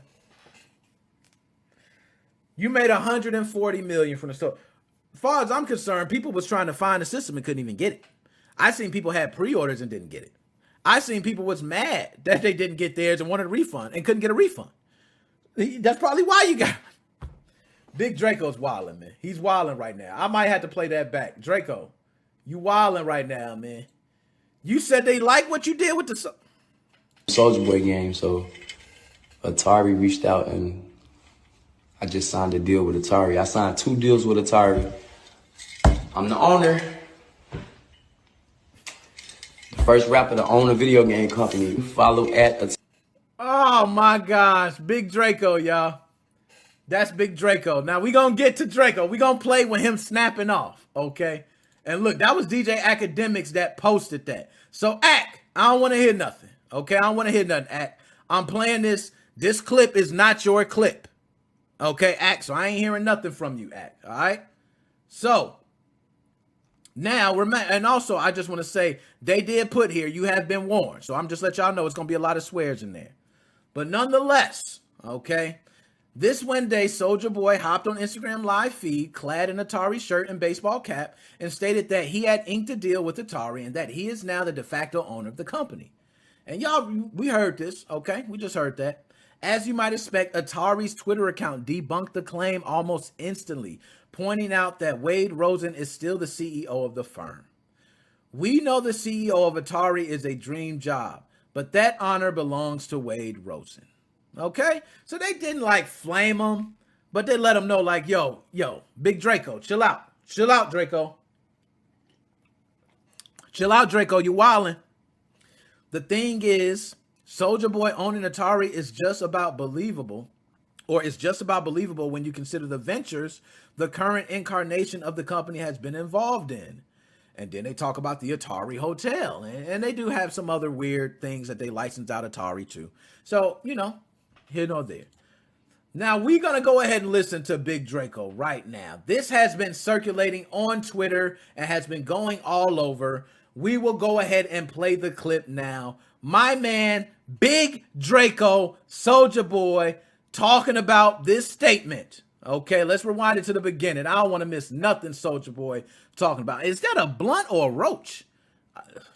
First of all, nigga, fuck Atari, nigga. Oh my God, man. We about to be in for it, y'all. Let me turn this down some, man, because Big Soulja snapping, man. Big Soulja snapping. Let's get to it. First of all, nigga, fuck Atari, nigga. Second of all, nigga, I've been making millions. Yo, how you started, Draco, with F Atari? You was just talking about how proud you was to be the owner. Then you come out and say F Atari. If you the owner, why you say F him? I don't know, Draco, man. Let's go ahead. First of all, nigga, fuck Atari, nigga. Second of all, nigga, I've been making millions from my Soulja Boy gang, cause I'm minding my own business. Atari, y'all pussy ass called me and said y'all wanted me to revamp y'all company. Bitch ass niggas, y'all know what the fuck I meant when I said I'm owning Atari. Atari is a public traded company. Can't no one man own the shit. So first of all, nigga, Atari eat a motherfucking dick, nigga. Don't call my phone no more asking me to help y'all promote shit. Dead ass video game company. When nobody talk about no motherfucking Atari before yesterday. So Atari suck a dick. Everybody at Atari eat a dick. And I still got the money, nigga. Fuck y'all talking about. I'm finna show the motherfucking contract that y'all sent me. This pussy ass contract. Talking about 1 million shares. Talking about all this weak shit. Fuck Atari, nigga. I'm rich off Soulja Boy game. Hold the fuck up. Let me show you this pussy ass contract. Now we're gonna see the contract for a second, which we already seen what somebody said about the contract. He said he rich off the Soulja Boy game. Yo, who can clarify this, man? Is he rich off the Soulja Boy game? Is he really? Can anybody clarify? Is Soulja Boy really rich off of the Soulja Boy console? I never heard about that, man. Okay, we gonna get back to it. Let's get back. I ain't gonna get off Big Draco. Talk, Big Draco. Talk. Send me. Look at the contract. Show the contract. Man, screenshot this. Yeah, show it. That's y'all got me fucked up. Talk. This ass Atari. Hold on, man. Talk, Draco. Atari. Boom. They got a fucking deal right there, nigga.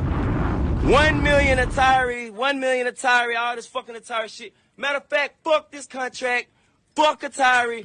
Don't call me no more. Don't attach my name to y'all name, bitch ass nigga. And I still got the money. Y'all sent me 2 contracts. Y'all said y'all wanted me to bring y'all company back because y'all was proud of what I did with Soulja Boy game. Here go the contract right here, nigga. From Atari, 1 million. So you know what? Fuck Atari, nigga. Rip the contract up, rip the deal up, suck my dick, nigga. Everybody follow at Soulja Boy game. Y'all getting exposed. What that say right there? Soulja Boy, 1 million. Nigga, fuck y'all niggas. I ain't got to cap about shit, bitch.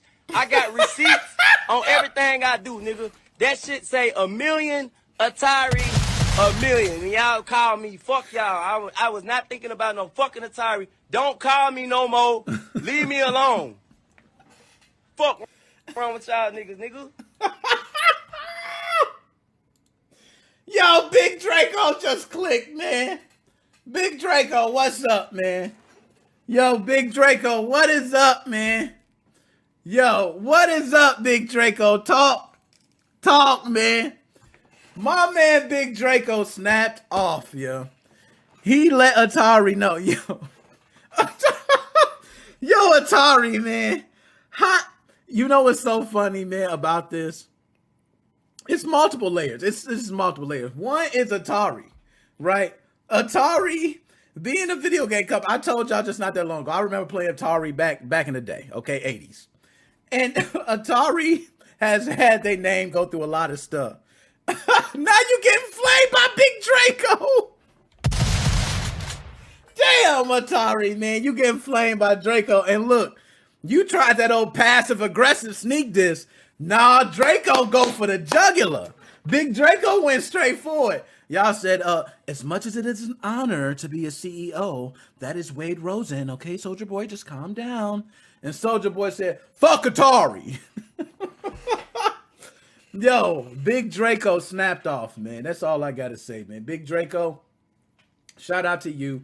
That was actually posted to DJ Academics. Well, this is from DJ Academics' Twitter page. I believe it's shared and retweeted. I don't know how many times. DJ Academics does not own the rights to this. Nobody does. Okay, it's actually something in the middle of it, but I'm not even playing it in full screen. Not my video. Not claiming that shit. I'll put all disclaimers on that and everything because I'm on 90-day probation. Okay, but my man Soulja Boy, I just got to start it off. This is how I'm gonna end this segment. First of all, nigga, fuck Atari, nigga.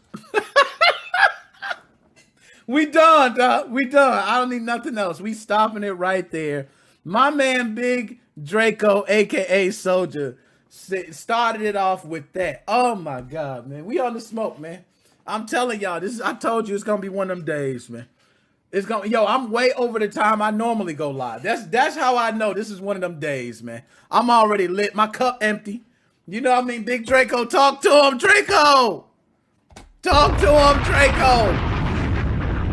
You know what I mean? We ain't done, though. We ain't done, all right? Yo, I'm not going to get over how this man just spoke to Atari, man. Big Draco, my man. But I'm just get some things out the way. All that aside, right? Draco, you got to stop capping about the Soulja Boy system. You got to stop capping about that. I'll give you the whole Soulja Boy movement, the Superman, and being the first one to, like, be the phenomenon on the internet and start trending and all that. I give you that, man. You are the one that started that in my eye. Okay? In my eye, you are. And we give you much props. You have a lot of hit songs right now. Rick and Morty, Rick, that's going all over. I mean, Soulja Boy, you're a creative person, but I do not think if you made $140 million off the Soulja Boy console, you are paying out. Like, do you know how many ROMs was used on there? How many emulators? They were not legit. You don't have the rights to all those games. Why is Nintendo hawking everybody down? They hawking me down for a damn video, Soulja. I'm telling you, Soulja, I'm not capping. Okay, this is Big Draco. Listen, they were taking down my videos showing a tutorial of how to install a mod chip. You were literally giving away ROMs on a system. You had to reinvent it multiple times. Now your final Soulja Boy game console is different than when you first released it. You did have to go back to the drawing board a couple of times. I seen the emulation on those. It was stated poor emulation on all your systems, which means you can get any PC right now. This PC I'm on, I have better chances of playing emulators live streaming right now and no slowdown than you have on a Soulja Boy console. And I'm not running no 3080 or nothing. So Soulja Boy, I rock with you, Big Draco. You went off on Atari. Atari won't even mess with you no more. I guarantee that. Okay? But you got to stop capping about the Soulja Boy system. Soulja Boy system was not all that. Okay? It was actually bad emulation, cheaply made, and if you open it up, it ain't nothing but a little square board inside a big case that looks like an Xbox One S. So Soulja Boy, we got to stop the capping on that. Okay? Now, with that out the way, y'all, yo, Soulja Boy, wow, yo, he lit a hole into their ass. He said, first of all, fuck Atari. So anyway, we gonna move on, man. We gonna move on. I know I I get a little crazy there, but we're going to talk about Mario on the Xbox, Mario 64. And this one's going to be quick because I want to take calls. I'm over time, so I'm going to hurry up and run through this. And I want to take y'all calls, and I got to hear what y'all got to say, especially about Soulja Boy, man, especially Big Draco. But you can play Super Mario 64 on the Xbox web browser, and you'll see here, you might recall back in April, we reported on the fact that Super Mario 64 was now playable via a browser using Super Mario 64 Browser Edition. Now our friends over at Pure Xbox had discovered that this version is playable on an Xbox console using the system's built-in Edge browser. While the game does suffer from slight performance issues in Edge, the Xbox browser is due to be updated soon, and that might improve things. So just to show you, this is Daniel Hollis actually playing the game. Shout out to Daniel Hollis, Twitter page, all that you can follow. But as you see there, you see just an image of him kind of playing the game. This is on the Xbox. So you guys can all play Mario 64 via the Xbox browser, and we are going to talk about how, okay? But as you can see there, it's not actually, looks pretty good to me. You know what I mean? It looks pretty good. So let's talk about it. So, how to play Mario 64 on the Xbox. You go to the Super Mario 64 Browser Edition website, which is here. If I highlight it, it says down there at the bottom left, you see it like froggy.es/Mario. When you get to the start screen, press the menu button. You'll get a prompt to switch to browser controls, but ignore this. Press B to close this prompt and then the menu button again as quickly as possible. If you did it quickly enough, you should be able to progress and start the game. And as you see here, he shows again him playing the game. All right? So I just wanted to go ahead and put that out there. I want everybody to try that. I want you to try playing Super Mario 64 on your Xbox browser. Let me know. If you're an Xbox fanboy like myself, I will be probably doing this live streaming, okay, on Twitch. As you guys see, I've been trying to live stream, okay, getting used to stuff. But I want you guys to try this. This is amazing because if we get to the point where we can have a lot of browser games, this will be a wonderful way to be able to play a lot of our emulated classics on any system, any console. And hopefully we could have that on PlayStation Plus and so on and so on. Okay, so anyways, off of that, like I said, last but not least, we're going to talk about a day off of Twitch. And this is something that I think a lot of people should be aware of. If you're not, all my Twitch people will probably want to listen up close, because if you are a Twitch person that streams constantly on Twitch, you probably already heard this, but if not, please listen up, okay? Now, a lot of people on Twitch are sick of this. They sick of it. You know what they sick of? They sick of having to deal with the bullying, the hating. You know, they're having these, what do they call them? These rush of people that come into your streams. What do you call that?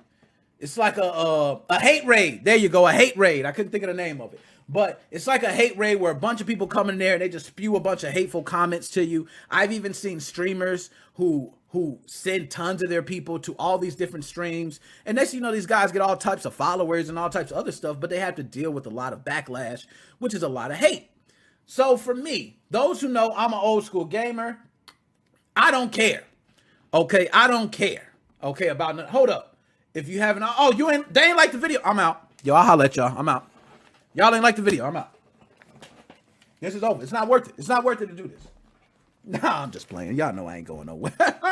But anyways, go ahead, like the video. You know, I appreciate it. So, but anyways, there is going to be a day, hashtag a day off Twitch, in protest of these raids. Now, I want to go ahead and talk about this because this is the last thing I'm going to talk about, and I'm taking calls, and I want to hear y'all get to the smoke, okay? But content creators on Twitch are planning a one-day strike to force the streaming service to better support marginalized streamers who are doxxed or attacked whilst working, using the hashtag a day off Twitch. The protesters hope that by refusing to log on and create or even spectate Twitch streams on the 1st of September, it'll hit the company's purse and compel it to listen and better support the creators who suffer regularly from hate raids and organized attacks. The idea for the boycott comes from Wreck-It Raven, Lucia Everblack, and Shiny Pen. Thanks PC Gamer, and together they're trying to convince other Twitch streamers and viewers to do the same. And as you see, Record Raven posts here, we are continuing to fight. Shout out to Lucia Ever Black and Shiny Pen for helping me out. Hashtag a day off Twitch, September 1st, don't go live. So, as you see here, we've seen a lot of conversation about botting, hate raids, and other forms of harassment targeting marginalized creators. The company recently said in a thread on Twitter, "You're asking us to do better, and we know we need to do more to address these issues. That includes an open and ongoing dialogue about creator safety." It also admitted there was a vulnerability in our proactive filters and promised to keep updating this to address emerging issues. Okay, so for anyone that is right now on Twitch, that if you're doing any streaming, if you are down to support this, it is September 1st. It's hashtag a day off Twitch. September 1st, I'm going to find out right now because my live streams are on Sunday. That is a Wednesday, so it doesn't affect the live stream. So y'all ain't got to worry. Okay, I'll be on Twitch. Okay, but September 1st, I more than likely probably won't be on Twitch. So maybe I'll be part of a day off Twitch. But you know, for me, I just want to speak on my end of things, and then I'll go ahead and speak for others who are on Twitch. I'm cut from a different cloth.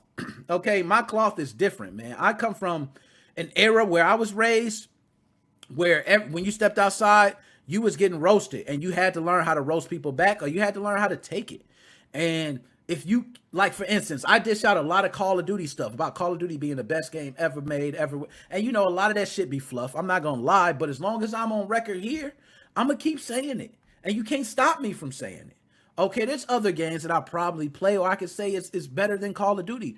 But here, my forum, Call of Duty is always going to be the best game. Because I could say that. It's like you walking into my house and I say Call of Duty is the best ever. I have the right to say that. People give me a lot of shit for that, and I take it.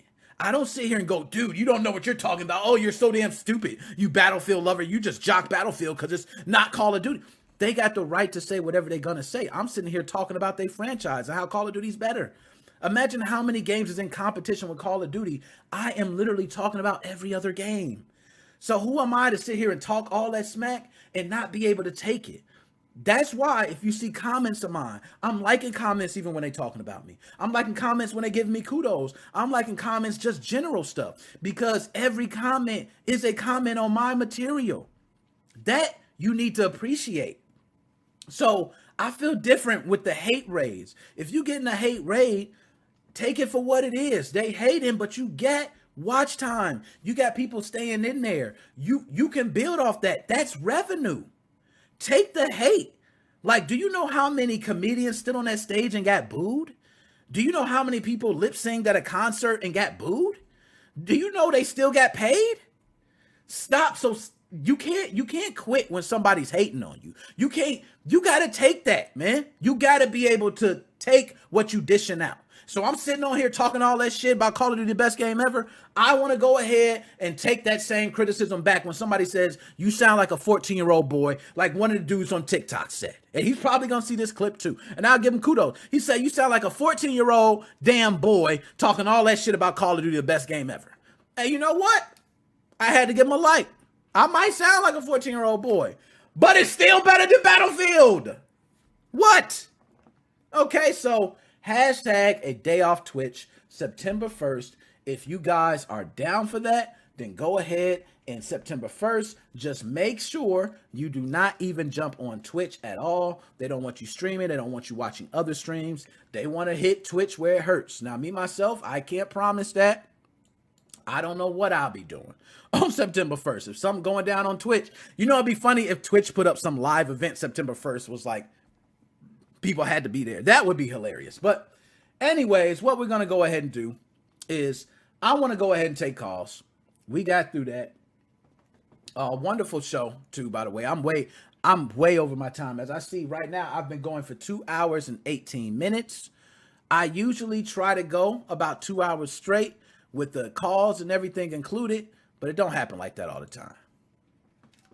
So I one moment, I take it you probably can't hear me. Let me go man, he's got the broken mic again. Can't hear him. He knew it. I already knew you knew it, man. So at least you working with me. Right now, the microphone's going to come in. Okay, so just bear with me. Let me get my shit together. Okay, and then, so can you hear me now?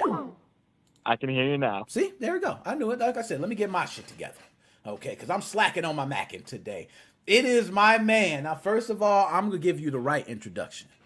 This man is 46 years old. He sounds like he's 16. He's my dog, Dead Specimen, man. I'm always messing with you, man. How you doing today, man?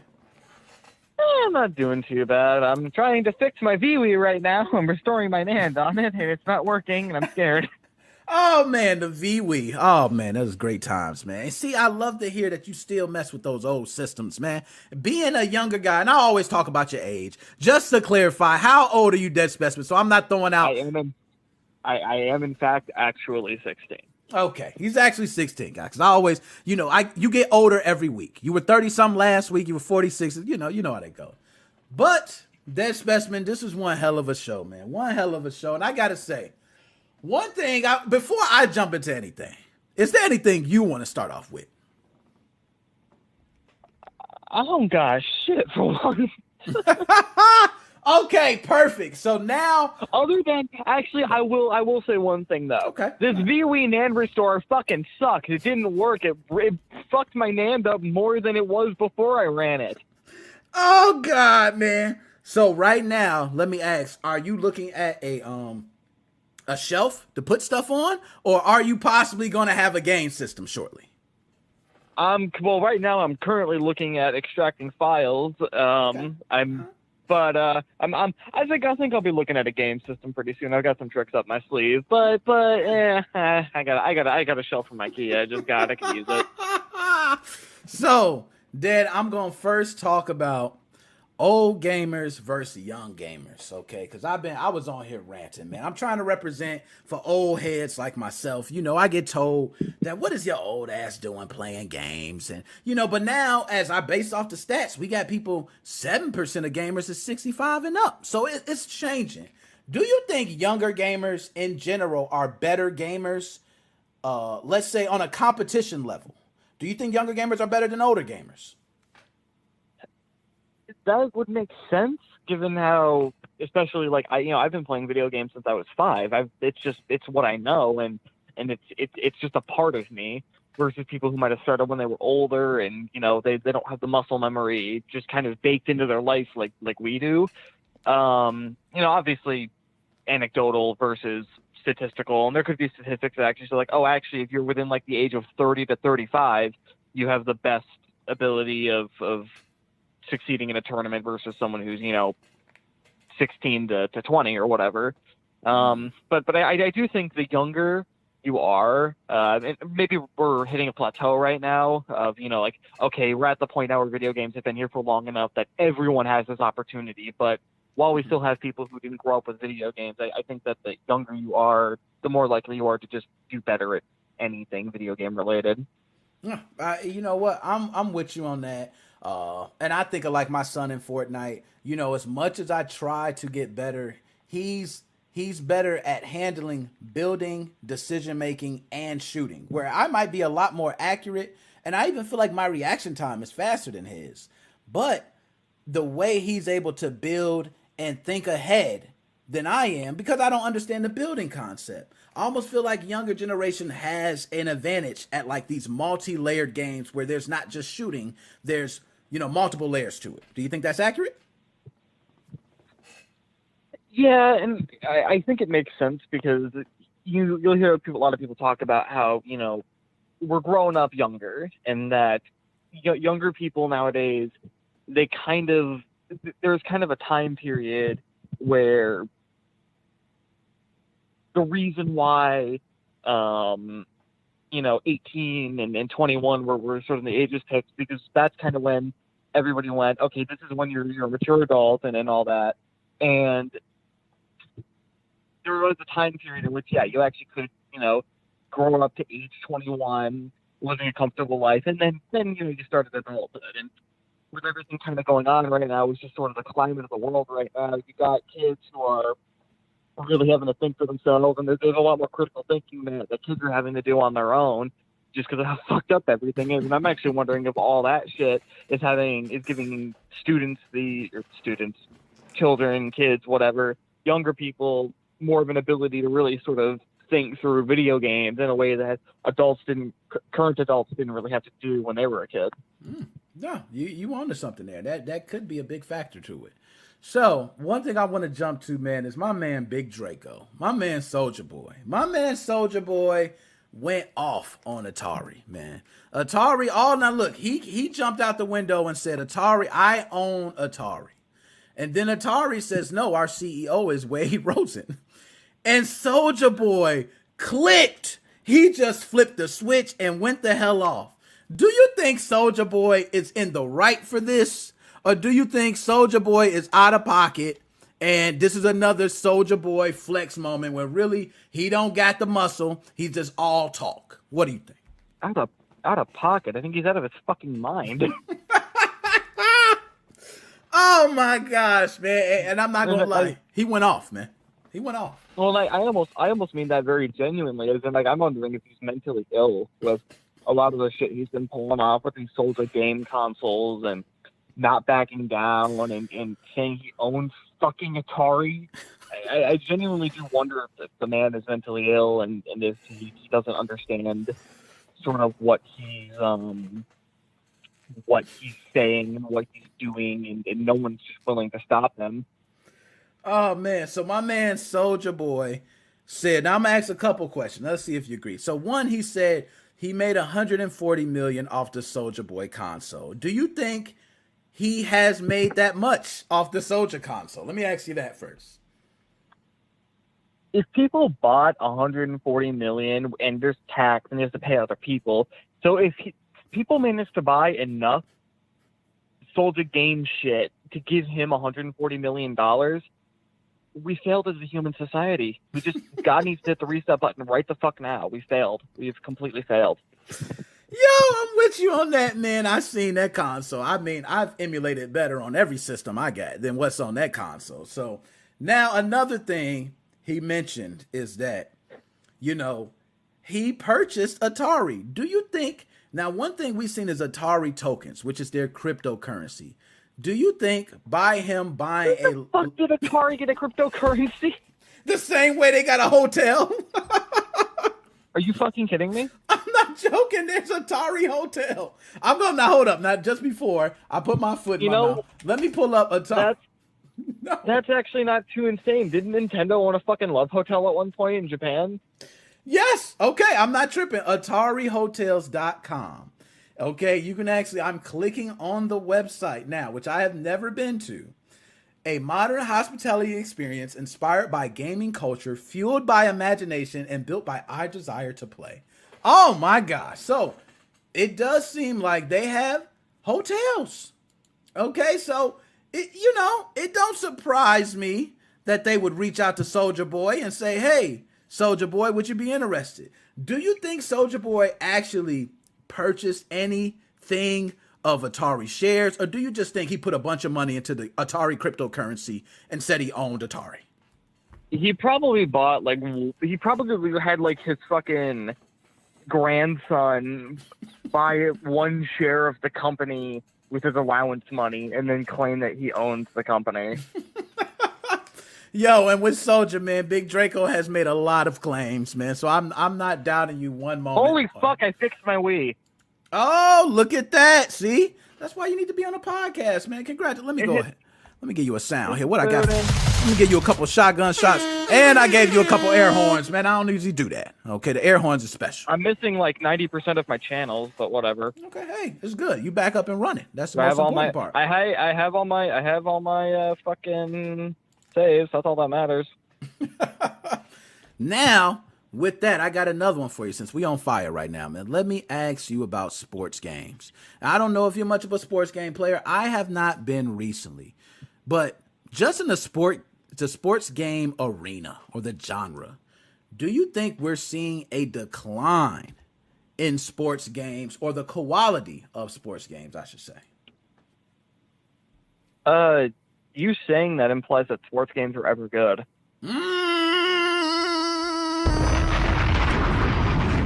Oh, damn. That was a hard one, man. That was a hard one. So, have you played any sports game that you can say that you actually enjoyed? Oh my God, I don't think so. I've played. Oh yes, actually, I have played, and it's the best. It's the best sports game ever made. Okay. Wii Sports, motherfucker. Oh, hey, that's a nice one. I gotta say, that was pretty nice right there. And Wii Sports definitely was played by everybody from 18 and under to like 65 and up. So I'm with you. That's a wide range game that everybody has played. Wii Sports. Now, I want to say, this is just me. I play sports games. I used to like them in the past, man. I used to love playing. Like NFL Blitz was one. Man, I just love knocking the shit out of quarterback. You know what I mean? Just hitting somebody for no reason. No penalties. You know what I mean? And now it almost seems like we're getting a remapped version of the sports game every year. So I'm going to do this twofold. One, do you think these sports games are actually capitalizing on people by releasing the same type of game with just small game mechanics? Do you think that's the case? I mean, I don't remember which one it was. I want to say it was, I think, WWE, where what they're capitalizing on is changing the year to the current year and then reselling the exact same fucking game. And they literally proved that when I think it was like WWE 2K21 came out, or 2K20, and in the you know how when you have a game running or a program running and you got in the taskbar, you got that little icon showing? Well, it had the fucking 2K19 logo on 2K20. Oh God, man. They're changing logos. Maybe adding in a new character. You know, if someone joins the WWE or leaves, and they're getting rid of and adding them. And there you go. That's absolutely it. Now, the one thing I'm gonna ask you, and this is specifically my favorite franchise in the world, which we all know I love, and it's the best game ever made, Call of Duty. Do you think Call of Duty, which I've heard many times, Call of Duty just remaps and releases the same thing? Do you think that's the case with Call of Duty as well?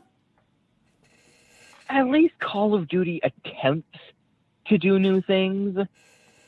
Like, at least you can, like, look at Modern Warfare 2 and 3 and go, this is a different story. At least you can look at Black Ops 1 and 2 and go, these have different mechanics and a different story.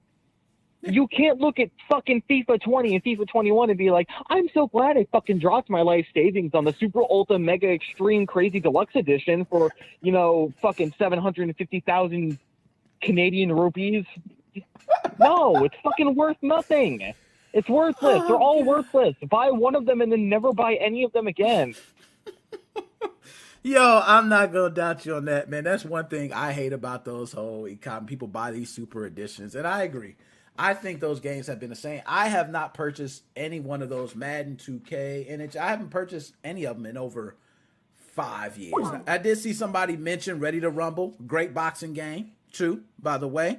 I seen somebody NBA Street, that's a great basketball. So there's all these different plays, but they're totally different mechanics from your standard sports titles. It seems like now they're definitely capitalizing on people just from releasing another version. So we're on the same page on that. Now, we're going to talk about something that I think you are familiar with, because I remember you speaking about Among Us. Not sure if you played it before, but I do remember you talking about Among Us, and you're familiar with it.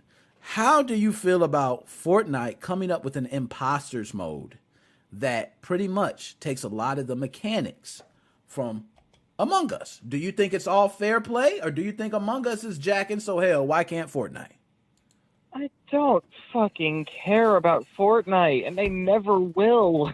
They can do whatever they want. I don't care.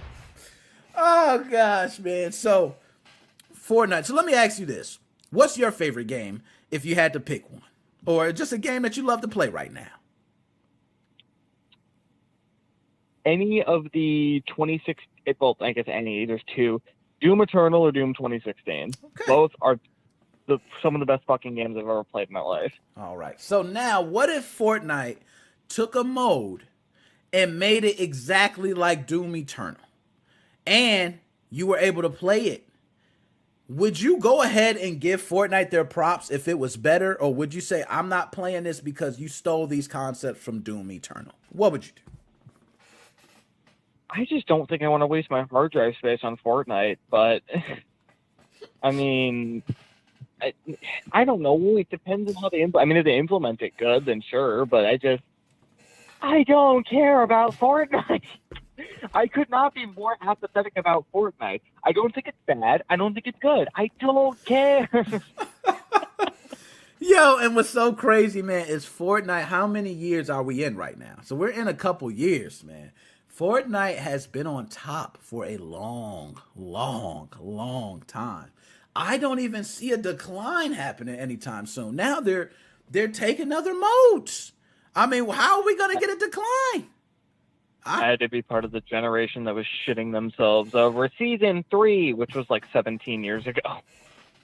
Oh, I remember that too. And it was like, oh my goodness, do you see these new additions?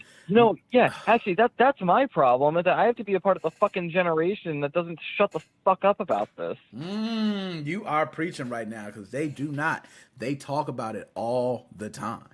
So now, I got so much. Like I said, it was so much to go over, but I don't want to talk about my favorite game and the company that, brought out a lot of these titles, but Activision hid their name from the Call of Duty Vanguard marketing. Smart decision or dumb decision?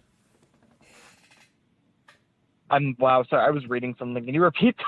No, you're good. Activision took away their logo from the Call of Duty Vanguard marketing. Do you think that's a smart decision by Activision, or is it not going to help anything? They're still bogus.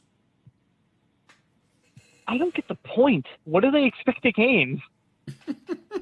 Yo, and you know what? I guess what their thought process was, if we show the advertisement and at the bottom it says Activision, then people are going to say, hey, I don't want to buy this game because it's made by Activision. But if you take out Activision... Here's the thing, though. I am a fan of capitalism. Yeah, here's the main problem with it, is that it gets companies to the point in which they think the consumer's retarded. No, we're not. We've seen that big-ass fucking Activision logo against your game for the past how many years of Call of Duty come out. We know you make the game. We're not going to see this game and not see an Activision logo and go, oh, I guess Activision doesn't make it anymore. I'm going to buy it now. No, we're not stupid. We know that you guys still fucking run the show. And if we're at all suspicious, we'll look up, has Activision released rights to Call of Duty? And we're going to see, no, they fucking didn't. Yeah, I will agree with you on that one, man. I really think they believe we're dumb. I really do. And because Activision, I mean, when have they not been a part? So it's almost like telling me, hey, this is NBA 2K, but it's not made by 2K Games. Well, why the fuck are you calling it 2K? You know what I mean? Like, it's almost that obvious with this. And then it's a blatant blank area where you can clearly see the logo used to be, and it's not there no more. And now they're trying to slide it through. So now to the final question, do you think this will hurt the overall sales of Call of Duty Vanguard? I am yet to find a person who gives a shit. Yeah, I'm with you. I haven't heard anybody tell me I'm not going to spend money on an Activision title. I have heard of people saying for World of Warcraft they want to stop their subscriptions. I have heard of people demanding certain NPCs be taken out the game because they favored, some of those assholes' names. But that's actually my thing with that. I'm like, I don't fuck with World of Warcraft, but it looks fine. I'm thinking for a while. I'm like, okay, maybe I drop $10 or however much it is a month, and I'll try it for a month and see if I like it. Yeah. I got no plans on doing that anymore, and I bought 2 Call of Duty games. I bought Black Ops 3 when that was relevant, and Modern Warfare 2 because my cousin really wanted me to play it. I haven't ever bought an Activision game since. So...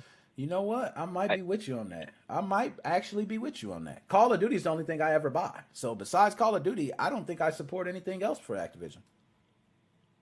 No. Yeah, I just don't. I don't care about the games they put out. No. Cold War almost pushed me over the edge. It looked good enough, but I just didn't really care that much.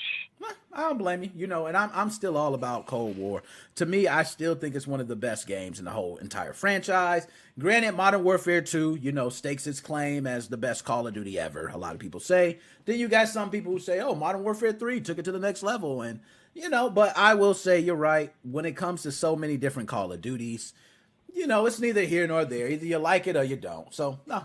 Modern Warfare 3 is a meme to me just because no Last Stand, fuck you Last Stand, and then they did fucking Martyrdom after that. Oh gosh, man, that is so funny. And I always laughed at that. It's like, hey, I die. Oh, I killed somebody. I love this. I'm keeping this on forever. Oh, it was, I'm not gonna lie, I think everybody probably had that shit on at one point because you die and you pick up kills. It was just such an easy way to pick up kills. But nonetheless, my man Dead Specimen, any last words you got to say before you're out? The NAND restore didn't fix the original fucking problem, kill me. Oh, gosh, man. Hold up, do I got the sound for you? I got one. There you go, man. Yeah, one of the sad trumpets. That way, you know, everybody knows it was it was a fail. But Dead Specimen, just so you know, I'm planning on doing the video game debates this week. So I'm going to touch base with you, Joe, a couple others. I'm really going to test. We're going to record our first episode. I want this week. Okay, so it'll be a trial episode. It's not like we're going to be perfect and shit. It's going to be a shit show, I'm sure. But just to get the episode out there. So be prepared for that. Get Alchemy in. I would love to. And it's all going to be about debating. We're going to debate a lot of different topics. So, no, I love that. But my man, Dead Specimen, as always, my brother, I'ma holla at ya. See you, man. See you at that game debate. Later. Nickmoses05 Gaming Podcast. I got the hardest working man in show business on the line. G.I. Joe, how you doing today? What's going on, Nickmoses05? Man, nothing much, man. Glad to have you on the show. So, Joe, before I jump into everything, is there anything that you want to start off first before I jump into anything? My favorite place to be is Nickmoses05 show every Sunday. I'm telling you, this is what I look forward to every Sunday. Gotta work a little bit earlier and, you know, get down with this. The YouTube's a pain in the ass because, like, you went live before you started the show today, not when you're doing the test, when you're actually starting the show. Yeah. And it's like there's a 2-minute counter. I'm like, I didn't even get a notification. The YouTube algorithm is such a piece of crap. Yeah, I'm not going to lie, because I had, a couple different people tell me that. They was like, hey, I see your live stream, but it says it's done. And I'm like, no, I'm live right now. And they went back and they were able to see it. But you're right. It's something going on with YouTube. I don't know, but maybe it could be my copyright strike. I could have put, they could have put a foot in my ass or something. I don't know, but that's my own messed doing. Up. Yeah, that's my own doing, Joe. I ain't even mad at that. So, now, let's get to it, Joe. I want to start with the old gamers versus young gamers.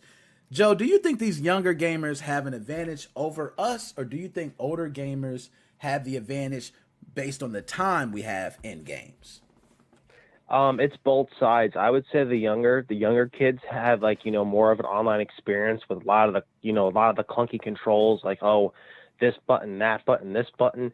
And for the first person shooters, people, my age, your age, Dead Specimens, this week he's 46, next week he's 16. So, he plays both parties. Exactly. No, and I'm with you on that. I do think it's kind of both ways.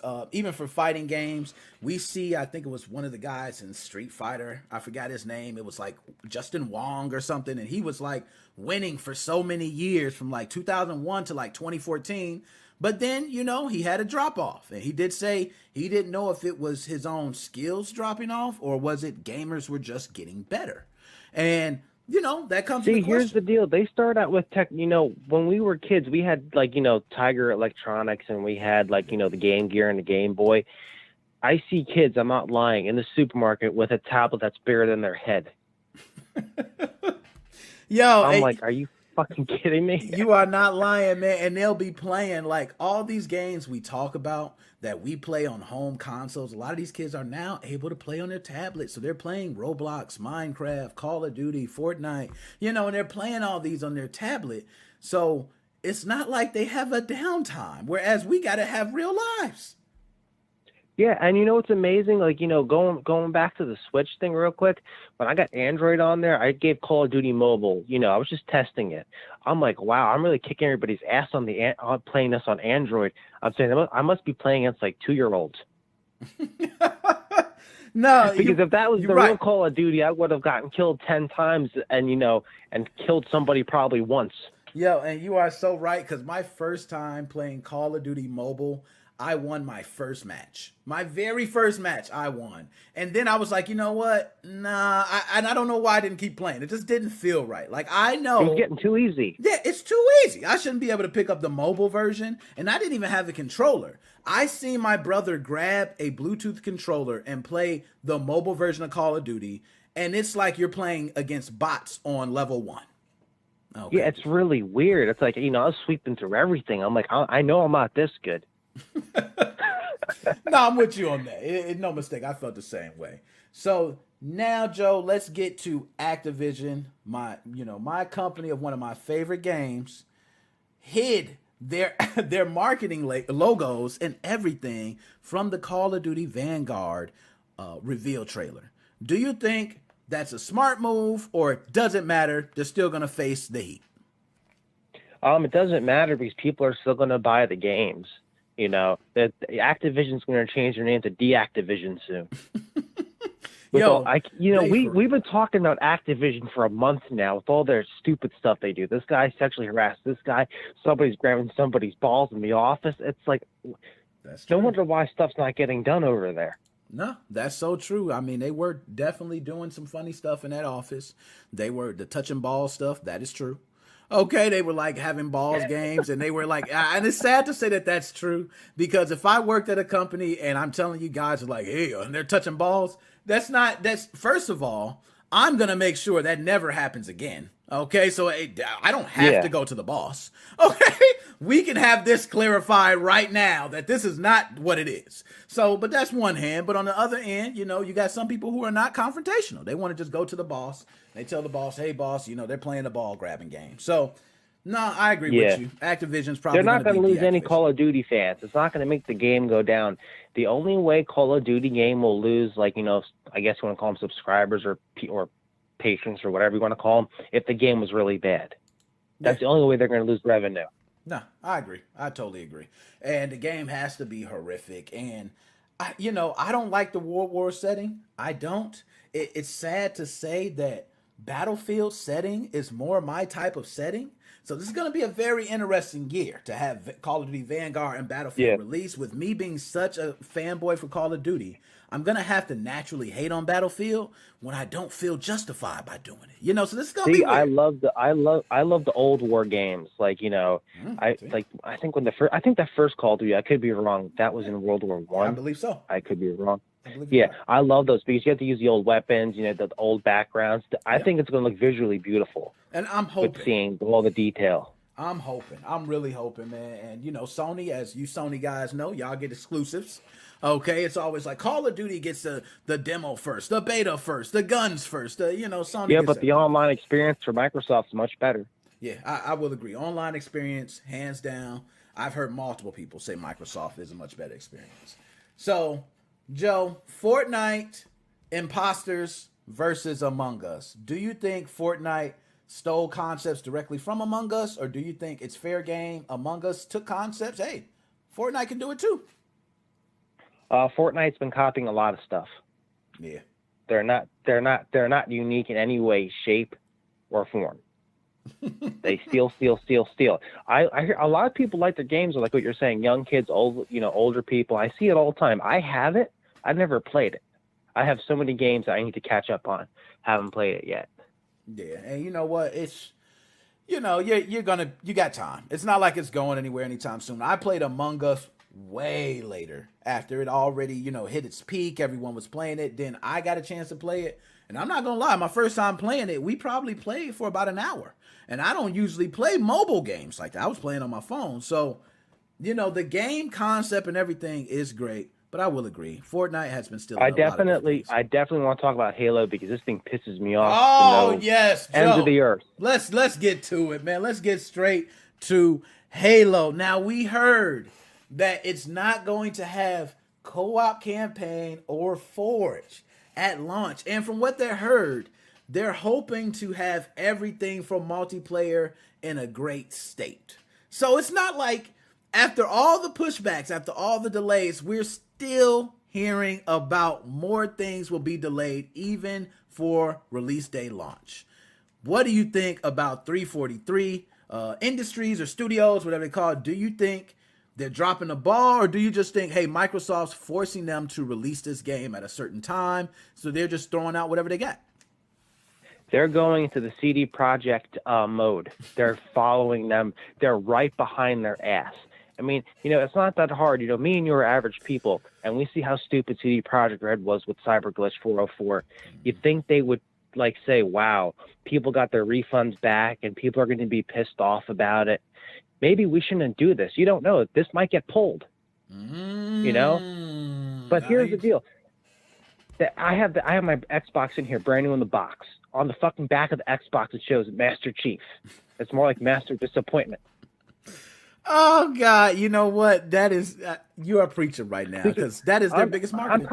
I'm probably the only person that's mad about this, but I don't play online. With getting busy and working all the time, I just want to come home and enjoy a game if I have the time. I want to get Halo, just play the career mode, then later play it online. I have some more time. But if you're releasing a half-broken game, and it's going to be glitchy, because if they can't finish it, there's going to be glitches in it. Don't charge $60. Charge $25 or $30. Nah, I'm with you. I'm with you on that, man. It's just simple. Like, I think if anything, what they could do is just go ahead, release the co-op with bugs. I say fuck it. It's too late. It's too late now. Y'all done had multiple attempts, multiple delays. It's either, and to me, it's almost like they focused on everything instead of just like, hey, let's focus on just multiplayer and then we'll get to co-op. And it's almost like they were like, you build as you go along. You don't jump from project to project. Yeah, and now they don't have Forge mode ready. We're not going to have co-op campaign. Multiplayers, I'm sure going to have some modes, but there's going to be modes that they're still working on. And we're going to have this game released. And when it's released, hopefully we get a good single-player campaign. But the way it looks, I don't even know. We might see bugs during the campaign. That's what I think. I don't think there's going to be a single-player campaign. My theory is it's going to be online. It's going to be glitchy. Too many people accessing the game at once. Not enough stuff fixed. Cyberpunk, Halo Edition online. Let's see what awaits us. He talking. So now I'm gonna go to. I see my man Chris. I got Chris. I'm trying to get to all the calls, man. I'll be trying. But then I see Young G. Nick, what do you think of Infinite and Advanced Warfare from COD? First of all, man, let me just say this, okay, as they say that. With Infinite, I am with Joe 120%. He know how I was on release day for the Xbox Series X. It was my biggest disappointment. I was actually scared that we were going to fail because Sony had such an amazing fucking lineup of games. I'm like, yo, Sony's got a killer lineup, and we don't even have Halo, which is our biggest one. And thank God later on, Bethesda came and saved our ass, okay? Because now, even as we see Quake coming out, and they got different versions of Quake and all, we get these masterpieces now. Thank God for Bethesda. But without... Now, here's the deal. I'm a Sony fanboy and everything, but you know what? That was just a back catalog, whatever you want to call it, of the Sony games. They didn't release like, oh, we got GTA 6 for you now, or, we got something cool. It was just, it's fucking Spider-Man from like, 2017 or 2018. Now you got it for the PS5. Make a new game. The game companies know we're going to keep buying their products, so now they keep releasing stuff broken and crappier. And all DLC. And you know what, Joe? I think that older gamers seem to be more against that. Because it's not just you. I'm the same way. If I have a game that I purchased and there's another version that comes out very similar, I almost just purposely will not spend my money because I know marketing-wise, this game is not much different from the other. Yeah. Okay. I'm glad it's not just me. So now, hopefully, we don't have a CD Projekt type of situation. But I'm with you. Right now, it's looking like that. I read a blurb that seemed to be from one of the devs. And I'm not sure that could be made, but a lot of things they were stating did sound true. I mean, we're not going to be seeing it possibly until next year. So it means it might be a year before we even see co-op campaign or Forge. They'd be better off just waiting, an extra year and a half, and release a really good game instead of a really bad game. I agree. Now, one thing I've been waiting to get to, man, because this has been the funniest segment I've had in a long time. My man, Big Draco, Big Soldier Boy, said I forgot all about it. My man Draco went off, man. He said, man, fuck Atari, okay? But he comes out with the claim that he owns Atari. So let's just start from there. Joe, we first gonna start. Do you believe Soulja Boy really owned Atari or a huge portion of Atari, or do you think he's just mistaken for what he purchased? The only type of Atari product that he owns was a cartridge that he got from Goodwill that says Atari Pac-Man. Oh, God. Now, on with that, let me ask about the Soulja Boy console. Joe, what do you know about the Soulja Boy console, or what have you heard about it? Okay, when I released my repacks for Atmosphere, it has less piracy in it than his Soulja Boy console has. Oh, God, man. Oh, he killed it, man. I'm a man. I love backups. I love playing retro games. But he's saying, oh, my shit's going to be better than Microsoft and PlayStation. And I'm like, oh, yeah, it's going to be better. It's going to be like 10 times worse. Yeah. He's saying he has all these powerful systems and it's so fast and everything. It was a rip. His first system, his first handheld was a rip off of a PAL Kitty. That's an emulation device. It was actually a lower grade quality than a PAL Kitty. You're right. No, you're absolutely right there. And now I'm so disappointed. Do you know why? I can't get Pong 2 now. What am I going to do? Oh, God. Hey, what made it crazy is Soulja Boy, he came out with this bold statement.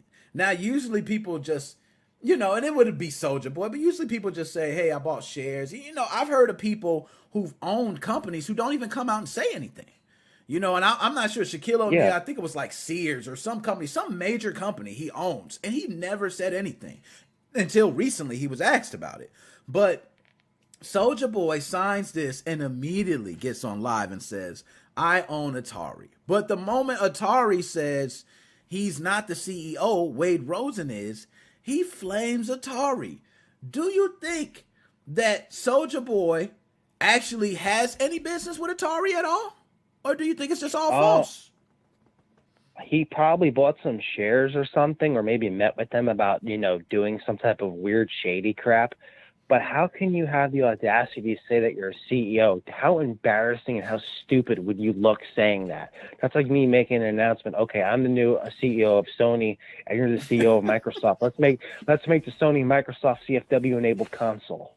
Yo, and what makes it worse is where I call like Cap. Okay, it's a young folks say Big Cap is when he said they saw what I did with the Soulja Boy console. And they called me. I said, oh, my God, Soulja Boy. How would you say everybody, it was talked about on radio shows about how crappy this was. I watched the radio podcast of him talking about that. And the guy looks like a fool. Oh, Nintendo's after me. They were the first company after your ass. After your ass. As soon as they knew you had money in the bank, oh, forget the RCM loader guy. We're going after this guy now. This guy's got more money. Yo, and they did. And from what I understand, I didn't keep track of it, but from what I told, it got taken down multiple times. And the new Soulja Boy console has different games and all types of things. So what he probably did was take off a lot of the first party titles. He probably also, they're crappy emulators because I seen the emulation on some of them. There's audio delays, there's screen tearing, stuttering, which we have plenty of emulators that have fixed that for a lot of these. But the base console that he was selling back then was $200. Who the fuck would spend $200 on that? I could buy a PSP, for $40 and hack it, and it would run better than that crap. You're right. I do remember it was $200. Damn! And just imagine if you're getting it made for $20. And what I heard was a lot of people are opening up disputes through PayPal because the whole process got seized. I could be wrong about that, but some of the stuff didn't get shipped out. No, you're absolutely correct on that. I heard that some things are getting shipped out. I heard that some orders went out. They did a cease and desist. He went to the drawing board. I heard he came back. And there were some that were being sold on AliExpress, just like the SX Cords and the SX Lite. They were sliding through these little avenues. But lo and behold, if you probably go back and check, it's probably gone. So, no, I'm with you, Joe. He was sliding in a couple sales here and there. But in the end, okay, I don't think it made him $140 million. I think we can both agree firmly on that. Okay. Now, definitely the big question for you is, are you going to trade your Xbox Series X for the Soldier Boy handheld? I know I am. You know what, man? Soldier Boy handheld is about to be. I might as well just start talking about it like Call of Duty. I might as well be like, Soldier Boy, the console. Only thing is, at least I have some fanboys behind me with Call of Duty. If I say that about Soldier Boy, I'm not going to have no type of fan support. I ain't going to have nobody. It's going to be nobody who thinks anything alike. I have not heard one person say Soldier Boy console was a brilliant idea. Now, I can say if he made money from it, kudos to you. But if you got to pay off, so hopefully you made enough money to pay off the lawsuits that came your way. Yeah. Okay. So especially Nintendo. Now, last but not least, Joe, Mario 64 on Xbox. Do you think this is something that you would love to see more games or more retro games do, where you can play them through web browser, or do you think we're going to see a lot of cease and desist happen soon? Oh, definitely cease and desist, because, especially with Nintendo, they cease and desist fan projects, totally a fan project. If they don't care, if Mario, is showing a little of the nip, they're coming after you. But I love that web exploit thing. We could definitely see some hacks coming out of that soon. Because this is kind of how the PlayStation 4 started with the hacking, finding web exploits and, taking advantage. Who's ever doing this game is getting access to the full RAM of the Xbox. Through the web exploit. I'm looking at it. It was playing fluid. I mean, that's pretty. Yeah, it looks very nice. We've seen multiple emulations of Mario 64, and we've seen choppy ones. We've seen that was pretty nice on your Series X. So, no, we can both agree to that, hands down. Now, Joe, as always, my dude, as you heard with that specimen, I want to get that video game debates episode going this week. I might just do a one-on-one with you. We might just, set the screens up and everything. But I watched some of the top gaming podcasts, and it has motivated me because I've seen them. And Joe, we are so much more lit than them. So I'm sorry. We're gonna start the video game debates, and we're just gonna take this shit by storm. It's just over. We're not so much more lit than them. We are 100 times better than they are because we have unique contact and we have unique minds here. Yeah, we're not just gaming. We're computers, hacking, everything. You are preaching right now. That's the same way I feel. So, Joe, any last words before you out? Like and subscribe to Nickmoses05 Podcast. Check us out on the Facebook page. I post a lot of cool articles. I've been really busy lately. I haven't had any time to do any video guides, but check us out there. And like and subscribe if you haven't already. Man, my man Joe, my brother, as always, I'm hollering at you later, my dude. All right, take it easy, Nick. Later. Now, I know, Chris, you call at the it's always the end of the show. Man, come on, man. You my dog, man. You know what, Chris? How about this, man? Can I go live with you separately? Can we do something on Twitch or something, man? Together where I can get you on. We can just talk the whole time and play. Okay, can we do that? Can we do that? Can you hit me up on Facebook? Can we talk about that? All right, then. That's my dog. So anyways, I thank everybody for tuning in to the show. My man, Big Draco. Shout out, Draco. Okay. But nonetheless, exciting show, guys. I am doing the video game debates this week. I want to go ahead and do that. These shows I would like to do live, but they're probably going to be pre-recorded, kind of similar to like other podcasts where they re-upload the episode on YouTube. I do want webcams for everyone. If they don't have a webcam, we'll put up a picture of them or something like that. But no, we're going to go ahead and get to it, man. Fastest growing gaming podcast around. TikTok is growing. Everything's growing. Even the subscriber base now is just growing at a fast rate. So I owe that all to you guys. Thank you guys so much. It's your boy, Nickmoses05, Nickmoses05 Gaming Podcast. Mo fam, we are